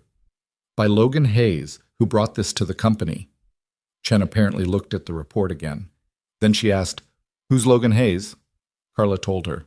Chen's second call that day was to Dana Rowe, asking for a list of every contract decision Sterling Development had made in the past 3 years and who had been involved in each one. It was exactly the right question. Dana called Logan to tell him, and he could hear in Dana's voice something that wasn't quite relief, but was adjacent to it. The sound of someone whose assessment of the situation had just been confirmed from a direction they hadn't expected. James Whitmore read the report overnight and called Victoria directly on Thursday morning. Logan was in the development office when the call came in. Victoria stepped out to take it in the hallway, and he could hear the shape of the conversation through the glass partition without hearing the words, her posture changing as the call went on from guarded to something more open, her shoulder dropping slightly, her free hand uncrossing from her chest. She came back in and sat down. "He's out," she said. "Out of Simmons's block?" He said he was never fully in. He said Simmons' position always had a quality that bothered him, and he couldn't locate why. She looked at the table. He's been waiting for someone to show him the why. Logan let out a breath he'd been holding since the previous Wednesday. "That's two if Jill comes through," Dana said. "It's enough," Victoria said. "With Whitmore, we don't even need Jill, but Jill will come through." She said it with a certainty that wasn't arrogance. It was the particular certainty of someone who had read a room correctly. Howard Gill has not spent 30 years in business to let his name stay attached to something that's going to be on a regulatory filing. She was right. Jill called Dana on Friday afternoon to request a meeting, not with Carla, with Victoria directly. He wanted to understand the legal exposure, which was a way of saying he'd already decided which direction he was going and wanted to know what it cost. The meeting was Friday at 5. Logan didn't attend it. He sat in the development's small courtyard in the late afternoon and called Cora. She picked up on the second ring the way she almost always did, as if she kept the phone close when she knew he was in the middle of something. "How's it going?" she asked. "Moving," he said. "How are you?" "Good. Decided on the school thing." He sat up. "And?" "Environmental science, with an architecture minor if they'll let me build one." A pause. "I want to design buildings that don't fight where they are." He thought about Victoria standing on the ridge looking at the development she'd built into the tree line rather than over it. He thought about the topographic map on her office wall, the original landscape, what it had been. "That's a good thing to want to do," he said. "Yeah." Cora was quiet for a moment. "Dad?" "How is she?" He'd told Cora the previous Sunday why he'd gone back to Pine Hollow. The full version, or close to it. The board situation, the fraud, the history. Cora had listened with her characteristic stillness and asked two questions, both practical, and then she'd said, "You should go." In a tone that didn't carry permission so much as observation, the way she said things that were already decided. "She's managing a hard week," Logan said. "That's not what I asked." He looked at the ridge. "I know. Is it weird, seeing her?" He thought about the courtyard at 4:15, the late light, the beginning of something that might have been a smile. He thought about the way Victoria said things directly now, without softening. "I was in love with you," which you probably knew, in the tone of someone who'd stopped maintaining exits. "It's honest," he said. "It's better than weird." "Okay," Cora said. And then, because she was 18 and knew exactly when not to push, "Call me when it's done." "I will." "And Dad." A pause. "Don't screw it up this time." He laughed. The real laugh, rough and surprised. "Working on it." "What The regulatory filing went in Wednesday of the following week. By Thursday, it had been picked up by 2 regional business publications. By Friday, a financial news service had the story, and by the weekend, Dale Fenton had retained outside counsel, and Roy Simmons had stopped returning calls to his own board contacts, which in Logan's reading of the situation meant he'd been told by his lawyers to go quiet. The board vote was in 31 days when the filing went public. 31 days in which Dale Fenton had the option of pushing forward with a hostile vote that would now take place under regulatory scrutiny, or of acknowledging that the position his group had built was no longer viable. He chose a third option, which Logan had half anticipated but not fully planned for. He called Victoria directly. She told Logan about the call that evening. They were in the development's small break room. Neither of them had eaten properly all day, and Dana had at some point produced sandwiches that sat on the table largely ignored. and Victoria described the call in the flat, factual tone she used when she was containing something larger. He said he wanted to discuss a resolution, she said. What kind of resolution? The kind where he and his group quietly withdraw the proxy accumulation and nobody makes any more noise about the fund irregularities. She picked up half her sandwich and put it down again. He framed it as being in everyone's interest. Logan looked at her. What did you say? I said I'd have my lawyers contact his lawyers. She paused. And then I said that the regulatory filing was not something I could unfile because it was accurate and that the SEC would make their own determination regardless of any private resolution between me and him. Good. He didn't like that. No. He said, she stopped. Her jaw set. He said he hoped I understood the importance of knowing when to settle things privately. That there were people in this town who'd supported my development and deserved some consideration. She looked at Logan. He meant himself. He was talking about himself. He's been talking about himself for 30 years while calling it community service, Logan said. Victoria was quiet for a moment. He also said that outside interference from people without a genuine stake in Pine Hollow had complicated what could have been a straightforward conversation. Logan was very still. He means you, Victoria said. He knows you're here. He knows you brought the accountant. He was going to know eventually. I know. She looked at him. He's going to try to use it somehow. I don't know how yet. But Dale Fenton doesn't mention things like that unless he's planning to do something with them. Logan thought about Carl Webb on his porch, the same casual menace dressed as concern, the same playbook. These men had one move and they'd been running it for 30 years because it worked on people who couldn't afford for it not to work. He was not that person anymore. Let him, Logan said. Victoria looked at him. I have a clean company, clean finances, clean record, he said. Patricia Ellison has made sure of that since 2020. Whatever he finds, it won't be what he's looking for. He held her eyes. Let him look. She studied him for a moment. You're not worried. I'm always worried, he said, but not about this. Something in her face shifted slightly. Not quite trust, or maybe trust, but the cautious kind. The kind that's been earned back a piece at a time rather than given. She picked up the sandwich half again. This time, she ate it. That Fenton's play, when it came, was smaller than Logan had expected and dirtier.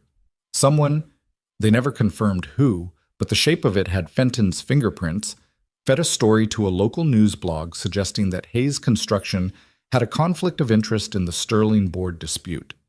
That Logan Hayes had a financial motive in seeing the current board structure maintained, and implying without quite stating that his return to Pine Hollow was self-interested rather than altruistic.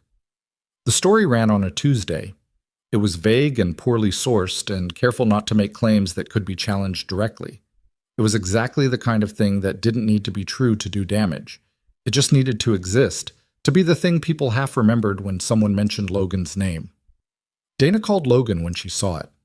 Her voice was controlled and angry in the specific way of someone who'd been expecting a low blow and was still bothered when it landed. It's going to complicate the narrative with the board members, she said. Not with Whitmore, Logan said. He made his call based on the documentation. Gil might wobble. Call Gil, Logan said, directly. Don't let him read it in isolation. What do I say? The truth. That Hayes Construction has no financial stake in Sterling Development. That I'm not a board member, not an investor, not a contractor for Sterling. That I brought the forensic accountant because I had a connection to this company and this town, and I didn't want to watch it get taken. He paused. If he asks why I cared, tell him to ask me. Dana did call Jill. Jill did ask to speak to Logan. They had a 20-minute phone conversation on Wednesday afternoon in which Howard Gill asked the kind of questions that were really one question. Who are you and why are you here? Logan answered it honestly, including the parts he wasn't proud of, because he'd found that the version of a story that includes its own failures is more credible than the version that doesn't. Jill was quiet after. You came back for her company, he said. Or for her. Both, Logan said. Is that a problem? A pause. No, Jill said. It's the only answer I would have believed. The story on the blog was up for 4 days before it disappeared. Quietly, without correction or retraction. Just gone the way things go when the person who posted them realizes they aren't landing. Logan didn't know if Fenton pulled it or if someone told him to. He didn't particularly care. What he cared about was what happened 3 days after the story disappeared. When Victoria came to the bed and breakfast where he was still staying, she knocked on the door at 7 in the evening, which surprised him because Victoria had not come to him. He'd always come to her, and stood in the doorway with her coat still on and said, "I read the blog thing." "I know you did. I also read what you told Jill." She looked at him. "Dana told me." He waited. "You said both," she said, "her company and her." "Yes." She looked at him for a long moment, and he could see her deciding something. Not impulsively, but deliberately, the way she made all her decisions, with the full weight of what she knew on both sides. "I'm not," she started. Stopped. "I'm not able to just go back," she said, "to where we were. I'm not the same person, and you're not the same person, and what we were before was real, but it was also very incomplete." "I know," he said. "I'm not saying no to something," she said carefully. "I'm saying I need it to be built differently than it was before. Slower, with fewer assumptions about what the other person needs." "That's fair," he said. "Is that something you can actually do? Or is that something you're going to say you can do?" The question landed the way her direct questions always landed. Without cruelty, but without cushioning, asking for the real answer rather than the right one. He thought about it honestly.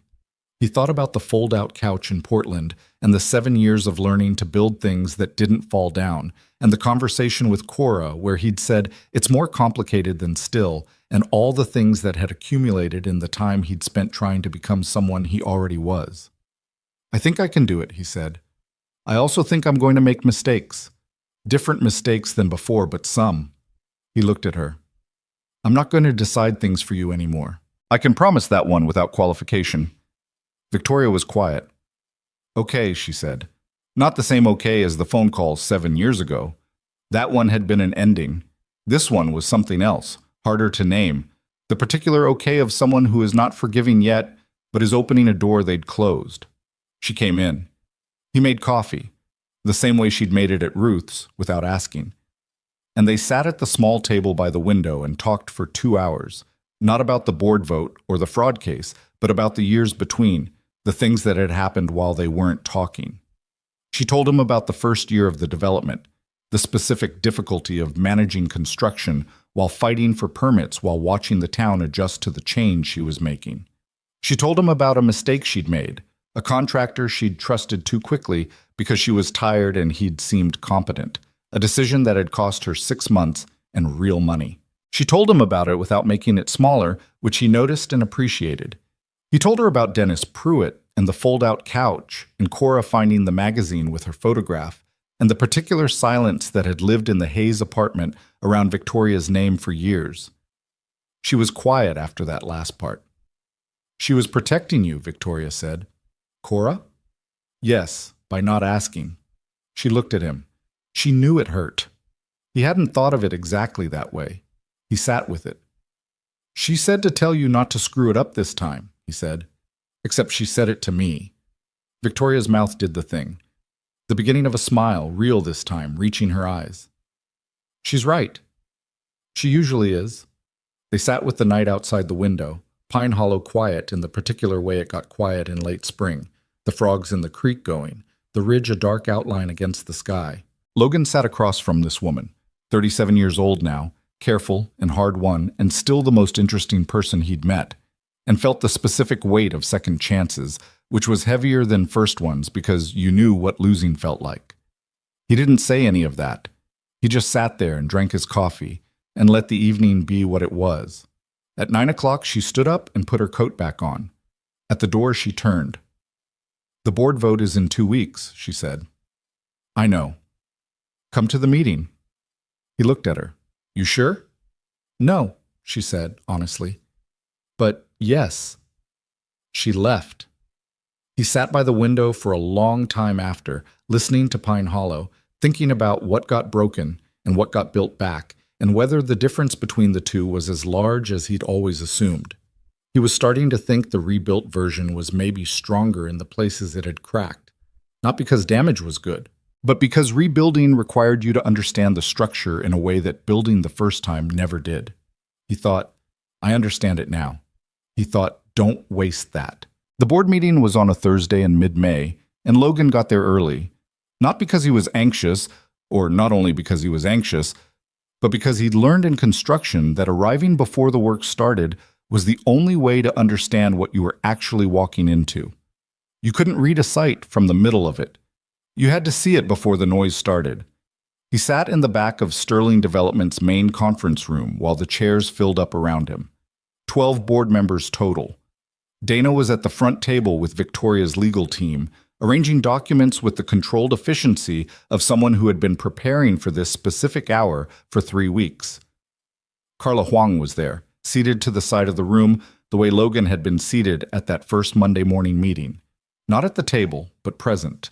The way the documentation she'd built was present, quiet and irrefutable. Howard Gill arrived and nodded once at Logan across the room. James Whitmore arrived and spoke briefly with Dana. Patricia Chen arrived and did not look at Logan, which he took as neutral rather than hostile.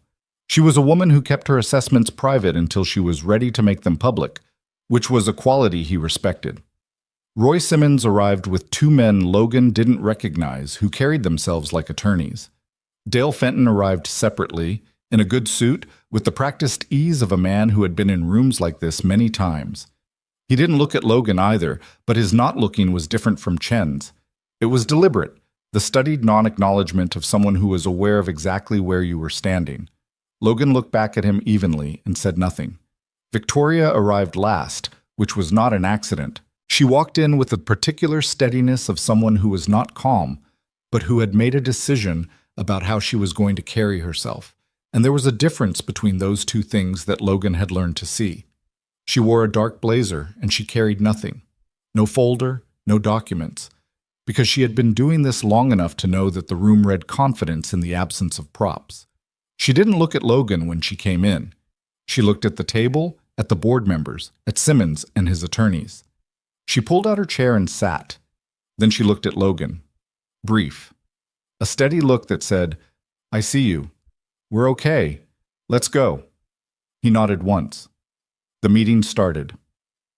Dale Fenton made his move in the 3rd hour, which was later than Logan had expected, and it was not the move he'd anticipated. The first 2 hours had been procedural, the formal presentation of Carla's forensic report by Sterling's legal team, the regulatory filing summary, the proxy accumulation documentation laid out in the kind of systematic order that left no gaps for interpretation. Simmons's attorneys objected to everything, which was their job, and were overruled on most of it, which was the documentation's job. Whitmore asked the sharpest questions.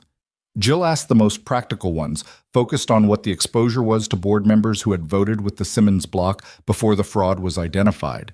The question of people protecting themselves, which was honest and which the legal team had prepared for. Chen said almost nothing for the first 2 hours, which Logan had come to understand was how she processed. Then Fenton raised his hand. The chairwoman, a woman named Elaine Torres, who had run the meeting with the particular firmness of someone who had been refereeing difficult rooms for 20 years, recognized him. I want to raise a procedural concern, Fenton said. His voice was measured and pleasant, the voice of a man making a reasonable point in public while pursuing an entirely different goal underneath. The forensic report we've been reviewing was not commissioned by Sterling Development's board or legal team. It was commissioned by a private individual with no formal stake in this company. I think we need to examine the independence of that report and the motivations of the person who brought it. The room was quiet. Logan looked at Fenton and felt nothing that resembled surprise. Elaine Torres said, "The board is free to examine the sourcing of any documentation. I'll note for the record that the forensic methodology has been reviewed and verified by Sterling's own legal team." The methodology isn't my concern," Fenton said. "My concern is why Logan Hayes, a contractor from Maine with a prior personal relationship with Ms. Sterling, decided to involve himself in this company's governance, and whether that involvement represents an undisclosed conflict of interest." It landed in the room the way Fenton had designed it to land. with the specific weight of something that sounds like a question but is actually a characterization. Not an accusation exactly, just a shape in the air that everyone now had to look at. Victoria was very still. Logan stood up. Elaine Torres looked at him. "Mr. Hayes, you're not a board member." "I know," Logan said. "I'll take 30 seconds. Then you can ask me to sit down." He looked at the chairwoman. "Please." She studied him. 30 seconds. He looked around the room, not at Fenton, at the board members, at the people who actually had to make a decision today. "My company has no financial stake in Sterling Development," he said. "I'm not a contractor for Sterling, not an investor, not a creditor. Patricia Ellison of Ellison Legal in Portland can verify my financials independently, and I've already offered that documentation to the board chair." He paused. "As for my motivations, I grew up in this town. The men who built the fraud you've been reading about today are the same men who ran me out of this town 7 years ago by going after my jobs and threatening my family's stability. I came back because I found out what they were doing and I had the resources to do something about it." He held the room. "That's the full picture. If that's a conflict of interest, it's the most honest one in this building." He sat down. The room was quiet for a moment. Then James Whitmore said, without looking up from his copy of the report, "Can we continue?" Elaine Torres said yes. They continued. Fenton did not raise his hand again. The vote was 4 hours after the meeting started, which meant it was mid-afternoon when the room finally went quiet for the last time. 9-3. In favor of rejecting the hostile proxy block, initiating the formal fraud referral to regulatory authorities, and retaining Victoria Sterling as operational CEO with full board mandate. The 3 dissenting votes were Fenton's proxy block, which by that point was only Fenton himself and one other member, Simmons' seat, having been formally suspended pending the regulatory investigation. It was not a close vote. It was not supposed to be. The documentation had done its job, and the independent board members had done theirs, but watching the vote happen was different from knowing how it would go, and Logan sat in the back of the room and felt something release in his chest that he hadn't quite known was held. Dana exhaled. Victoria sat without moving for a moment, both hands flat on the table, head slightly down. Not defeated, the opposite, like someone absorbing something large without wanting to make a performance of it. Fenton stood, collected his things, and left without speaking to anyone. His attorney followed. Roy Simmons' attorneys gathered their papers and left. The people who'd come in hoping to take something left without it. Whitmore crossed the room and shook Victoria's hand. "Well run," he said. "All of it." She thanked him. She thanked Jill. She thanked Chen, who shook her hand firmly and said, "You should have found the fun problem yourself before it got this far," which was criticism delivered as respect, and Victoria accepted it the same way. Logan was moving toward the door when she said his name. He turned. The room was mostly emptied. Dana was talking to the legal team at the far end. Victoria stood near the windows, the ridge visible behind her through the glass. The development spread below in the May afternoon. "Thank you," she said. He shook his head. "You built all of this. You held it. I know what you did and what I did," she said. "You don't have to minimize it." A pause. "I'm also not going to say it cancels anything out. It doesn't work that way." "I know it doesn't." "But it matters," she said. "What you did. It matters to me." He held her eyes. "I know." She looked at the ridge for a moment, then back. "Are you going back to Maine?" It was the question he'd been waiting for her to ask, because it was the question that had an answer that was going to change things, and he wanted to give it to her directly. "I'm going back to wrap up what I need to wrap up," he said. "And then I'm thinking about coming back here, opening a local office. There's a lot of infrastructure development happening in Windham County." He paused. It's fine," she said. Not "it's fine," meaning she didn't care.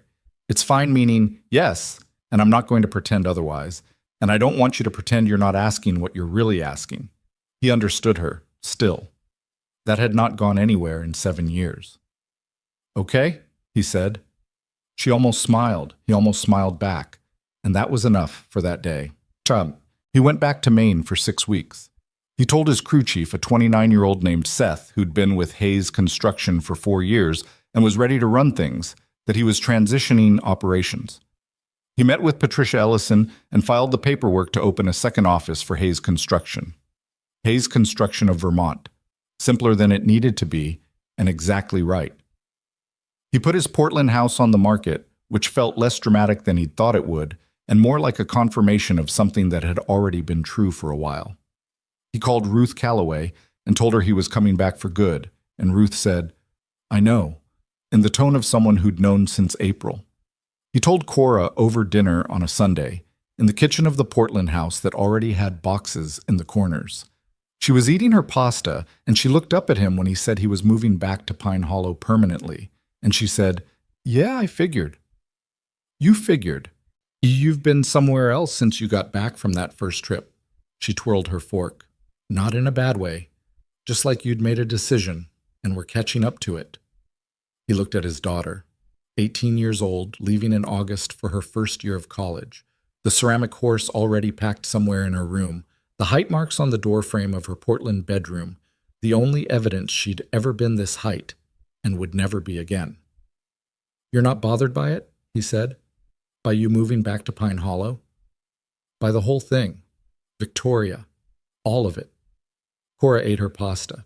She thought about it in the genuine way she thought about things. Not performing consideration, but actually doing it. "I've been watching you be alone for 12 years, she said, "since Mom died. You weren't miserable. You did fine. But there was a part of you that you kept really still, like if you moved it, something would break." She looked at him. "She's the only person I've ever seen make you move it." He didn't have anything to say to that. He sat with it. "Also," Cora said, "she funded my scholarship. I feel like I owe her at least an open mind." He laughed, sudden and real. "You knew about that?" "I found out sophomore year. I did not tell you because you would have done something complicated about it." She pointed at him with her fork. "You do complicated things when you should do simple things." "I'm working on that." "I know." She reached across the table and patted his hand once, briefly, in the way Sarah used to do when she was telling him something was fine without saying the words.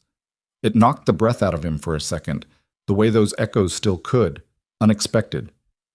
"She would have liked Victoria," Cora said quietly. He looked at his daughter.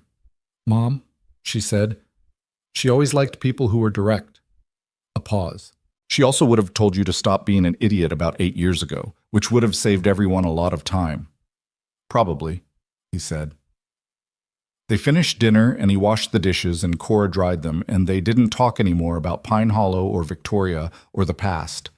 They talked about her school, the professors she was hoping to work with, the project she'd already sketched out in broad strokes, a study of how buildings could be designed to share load-bearing function with natural landscape features rather than displacing them.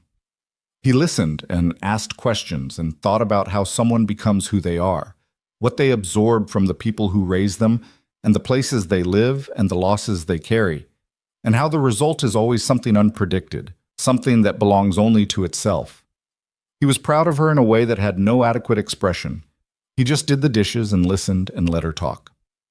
He moved back to Pine Hollow in July. He rented a house on the north side of town, a 3-bedroom because Cora needed somewhere to come home to, with a back porch that looked up at the ridge.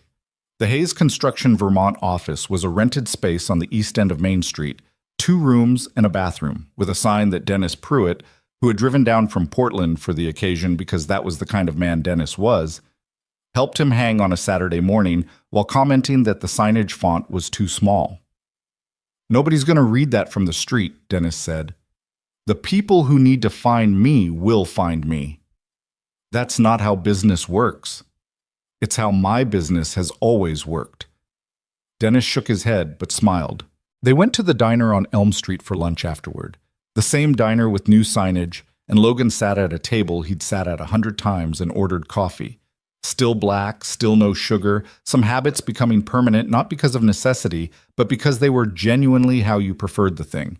And looked out the window at Main Street and felt, for the first time in 7 years, that he was in the right place on the right day. It wasn't happiness, exactly. Or not only that, it was something more settled than happiness, the specific feeling of a life that had found its own shape. He and Victoria moved toward each other slowly, which was her word, and also the right one. They had dinner twice in July, once at her place and once at his. They talked for long hours in the way they'd always talked, the direct, honest manner that had been there from that first property line conversation in the November cold. They disagreed about things. She thought he was too conservative in how he estimated project costs and told him so. He thought her tendency to manage everything centrally was going to become a problem as Sterling grew and told her so. They had a genuine argument in August about a zoning issue on the east side of town where Hayes Construction had a small project and Sterling had an interest, and their positions were not identical. The argument lasted 2 days and was resolved not by one of them conceding, but by both of them looking at the actual data and finding a position neither had originally held, which was a better outcome than winning. After that, Victoria said over coffee at her kitchen table, "We fight well." "We disagree well," Logan said. "There's a difference." "What's the difference?" "Disagreeing is about the thing. Fighting is about the person." He looked at her. "We've been about the thing." She considered this. "So far." "So far," he agreed. "But I think it holds." She looked at him across the table and he looked back, and the morning light came through her kitchen window the same way he imagined it had come through every morning for years, when he wasn't here to see it. And he thought, "This is real, and I know what it costs, and I'm not going to leave it again." He didn't say that. He just looked at her and let it be true. Cora came for Thanksgiving. She arrived on the Wednesday before, by bus, because she'd decided not to get a car in her first year, a decision Logan respected and also worried about in the specific way he worried about everything Cora did that was sensible but meant she was less reachable. She came off the bus in the Pine Hollow stop on Route 9 with a backpack and a rolling suitcase, and the particular energy of someone who'd spent 3 months absorbing a new environment and was ready to compare notes. She looked at the town for a moment, the way Logan had looked at it when he had driven back in April. The covered bridge, the ridge, the development visible over the east side, the elm trees on Birch Avenue dropping their last leaves. "It's smaller than I remembered," she said. "You were 6. I remembered it bigger." She picked up her suitcase. "It's nice, though. The new stuff fits." He drove her to this house on the north side, and she walked through it with the assessing eyes she'd inherited from him, checking the bones, noting what needed work, telling him the bathroom light was inadequate for applying anything to your face, which he accepted as accurate. Victoria came to Thanksgiving. Logan had asked, and Victoria had said yes without the pause he'd half expected, which told him something. She arrived with wine she'd chosen carefully and a pie she'd made herself that had clearly involved significant effort and had a slightly uneven crust that she mentioned before anyone else could. "I'm not a baker," she said, setting it on the counter. "I found a recipe and I followed it exactly, and this is the result." "It looks good," Logan said. "The crust is uneven." "Pies don't have to be leveled to taste right." She looked at him. Then at Cora, who was leaning against the counter watching this exchange with her characteristic expression of someone collecting information. "Hi," Victoria said. "Hi," said Cora. And then with no preamble, "Thank you for the scholarship. I found out sophomore year of high school, and I've been wanting to say that for 3 years." Victoria blinked. "You didn't have to?" "I know I didn't have to. I wanted to." Cora looked at her directly. "It mattered. I want you to know it mattered." Something crossed Victoria's face, unguarded, the surface shifting the way it had on that first day in Ruth Calloway's front yard, the same crack in the professional stillness. She had not expected gratitude, or she'd expected it in a different key. "You're welcome," she said quietly. "You've clearly made good use of it." "I'm trying to." Cora glanced at her father, then back at Victoria. "He talks about you like he thinks I can't tell he's talking about you. Just so you know." Logan put his face in his hand. "What does that mean?" Victoria said, and the corner of her mouth was doing the thing, the beginning of a real smile. "It means when he's describing something smart that someone in Pine Hollow did, it's usually you. He just doesn't say it's you." Cora pushed off the counter. "I'm going to set the table." She left. Logan and Victoria stood in the kitchen. "She's exactly like you said," Victoria said. "More so in person." "No." Victoria shook her head. "She's also like Sarah. The directness has a warmth under it that's different from yours. Yours is more careful." She looked at him. "It's the best of both." He looked at the doorway where his daughter had gone. He thought about Sarah, the way he always thought about her, not as a wound anymore, but as a presence, the specific weight of someone who had shaped everything without being here to see what it became. He thought, you would have made something of this woman. You would have been her friend. He thought, I hope you'd be glad. Come on, he said. Let's eat. The charges against Roy Simmons were filed formally in December. Dale Fenton's involvement was referred for a separate civil proceeding. Carl Webb had left Pine Hollow in October. Not dramatically, just quietly sold his house and relocated to wherever people like Carl Webb relocated when their usefulness expired. Roy Simmons retained good lawyers and would likely spend 3 years in legal proceedings and settle for something that didn't involve prison, but cost him considerably, which was the way these things usually resolved, and which wasn't justice in any absolute sense, but was the particular justice available in the real world. Logan tracked it without obsessing over it. He'd learned in the year that had passed that the men who'd driven him out of Pine Hollow occupied less space in his head than they once had. Not because he'd forgiven them, he hadn't, and forgiveness was not something he felt obligated to manufacture, but because they'd become small in proportion to everything else that was happening. The Hayes Construction Vermont office signed its 4th local contract in December, a residential development on the south side that would house 60 families. Logan hired 3 people from Pine Hollow, 2 of them young, a 23-year-old project coordinator named Elise, who'd grown up in town and come back after college specifically because Sterling's development had created reasons to come back, and a 26-year-old carpenter named Marco, who had the same basic seriousness about his work that Logan had recognized in himself at that age and had tried to hire immediately. He thought sometimes about what the town would have looked like if Victoria hadn't come, if her 4,000 acres had gone to someone else, or been left fallow another decade, or been sold off piecemeal to the Dale Fentons of the world for the kind of development that extracts rather than builds. He thought about the jobs, the families, the young people who now had a reason to stay or return.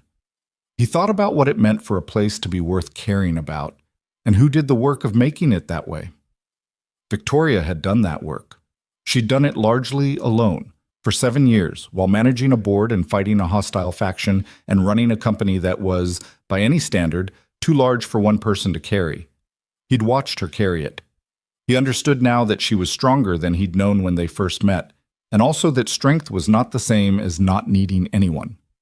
She had needed someone. She'd needed the specific someone she'd chosen, and he'd left. There was no version of that accounting in which he came out clean. He'd accepted that.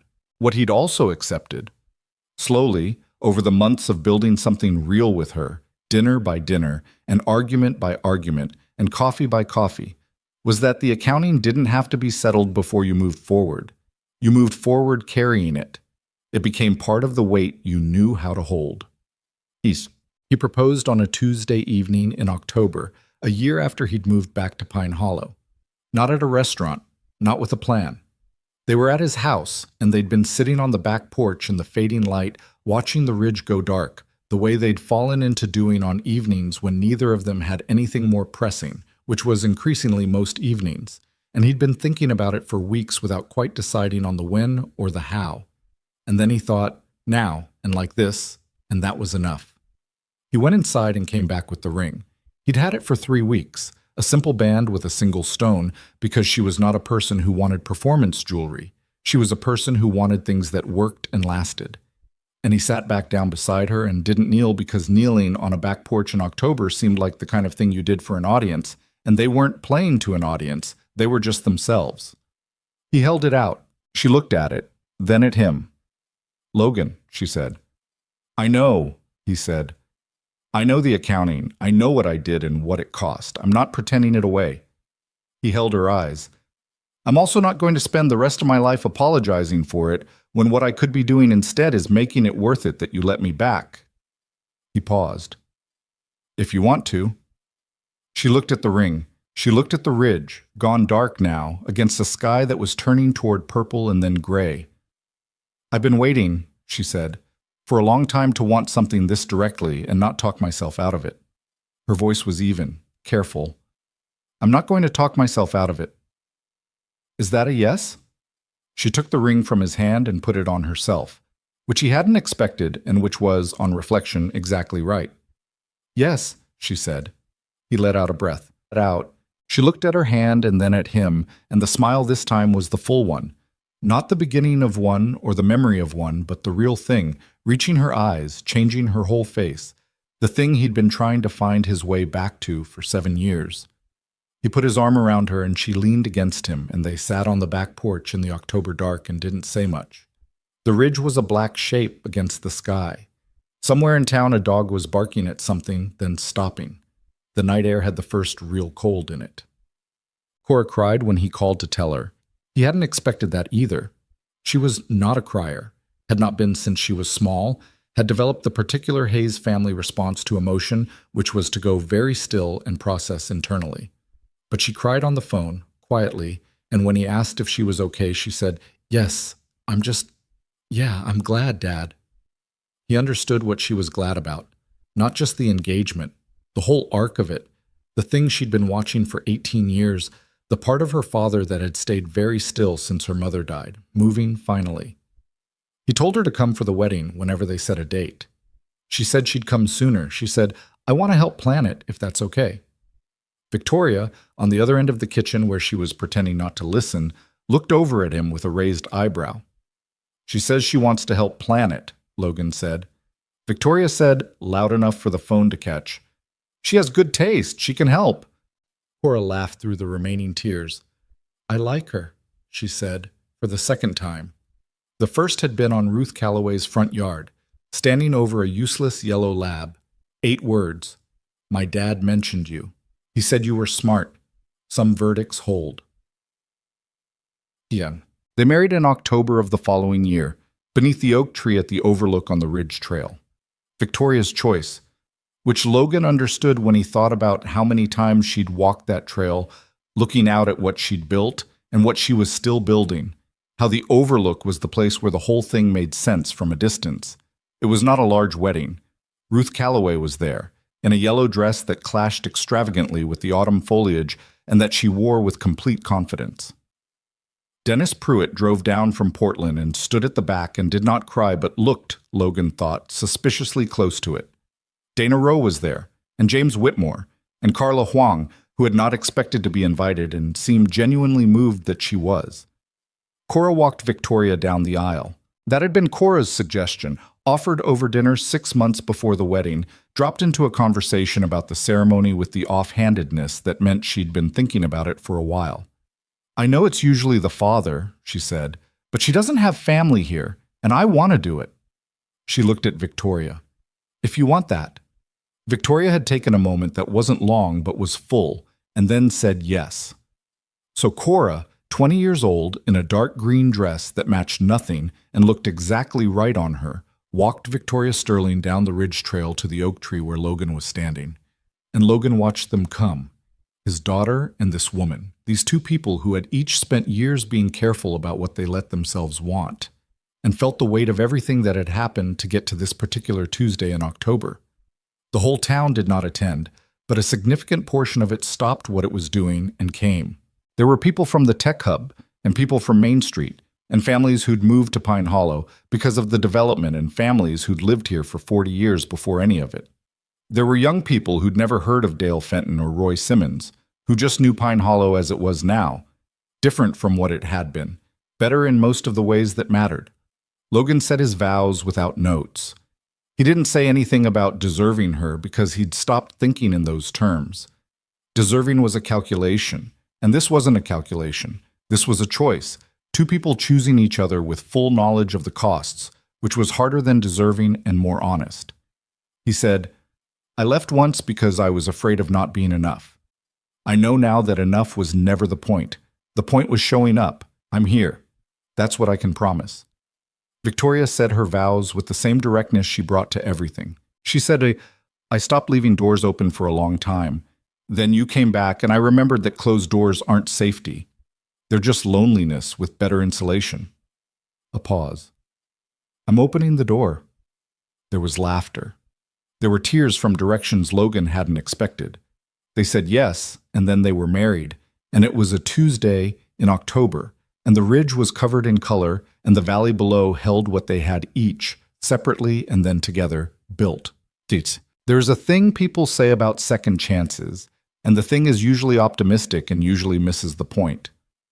Second chances are not gifts. They are not the universe correcting a mistake. They are just more time offered without guarantee, and what you do with the time is entirely on you. Logan Hayes had 7 years and a company and a daughter who turned out extraordinary, and a return trip that could have gone 6 different ways and didn't. Victoria Sterling had 7 years and an empire and a board fight and a forensic accountant and a habit of walking the ridge trail alone in the morning to see what she'd built and remember why it was worth protecting. Neither of them got what they got by being good enough. They got it by moving, by making mistakes and not making them twice, mostly, and by understanding, eventually, that the thing they'd been trying to protect each other from was the same fear, wearing different clothes. The lesson is not that love conquers things. Love doesn't conquer anything. It's not built for conquering. It's built for showing up, for deciding again every morning that the person next to you is worth the complicated work of knowing and being known. It's built for having hard arguments about zoning and uneven pie crusts and how much you tell your daughter and when, and for being wrong sometimes and saying so without burning it down. Logan knew this not because he'd read it somewhere, but because he'd learned it the expensive way. Through absence, through the particular education of losing something and spending 7 years understanding what you'd lost and why. The oak tree at the overlook. Cora in the green dress, Ruth in the yellow one. The valley below, with everything they'd built in it. He stood in the middle of it and thought, I have been afraid for so long, and here is what was waiting on the other side of it. He was not finished being afraid. He would never be finished being afraid. But he was here, in this town, on this ridge, with this woman's hand in his, and that was not a small thing. That was, in fact, everything.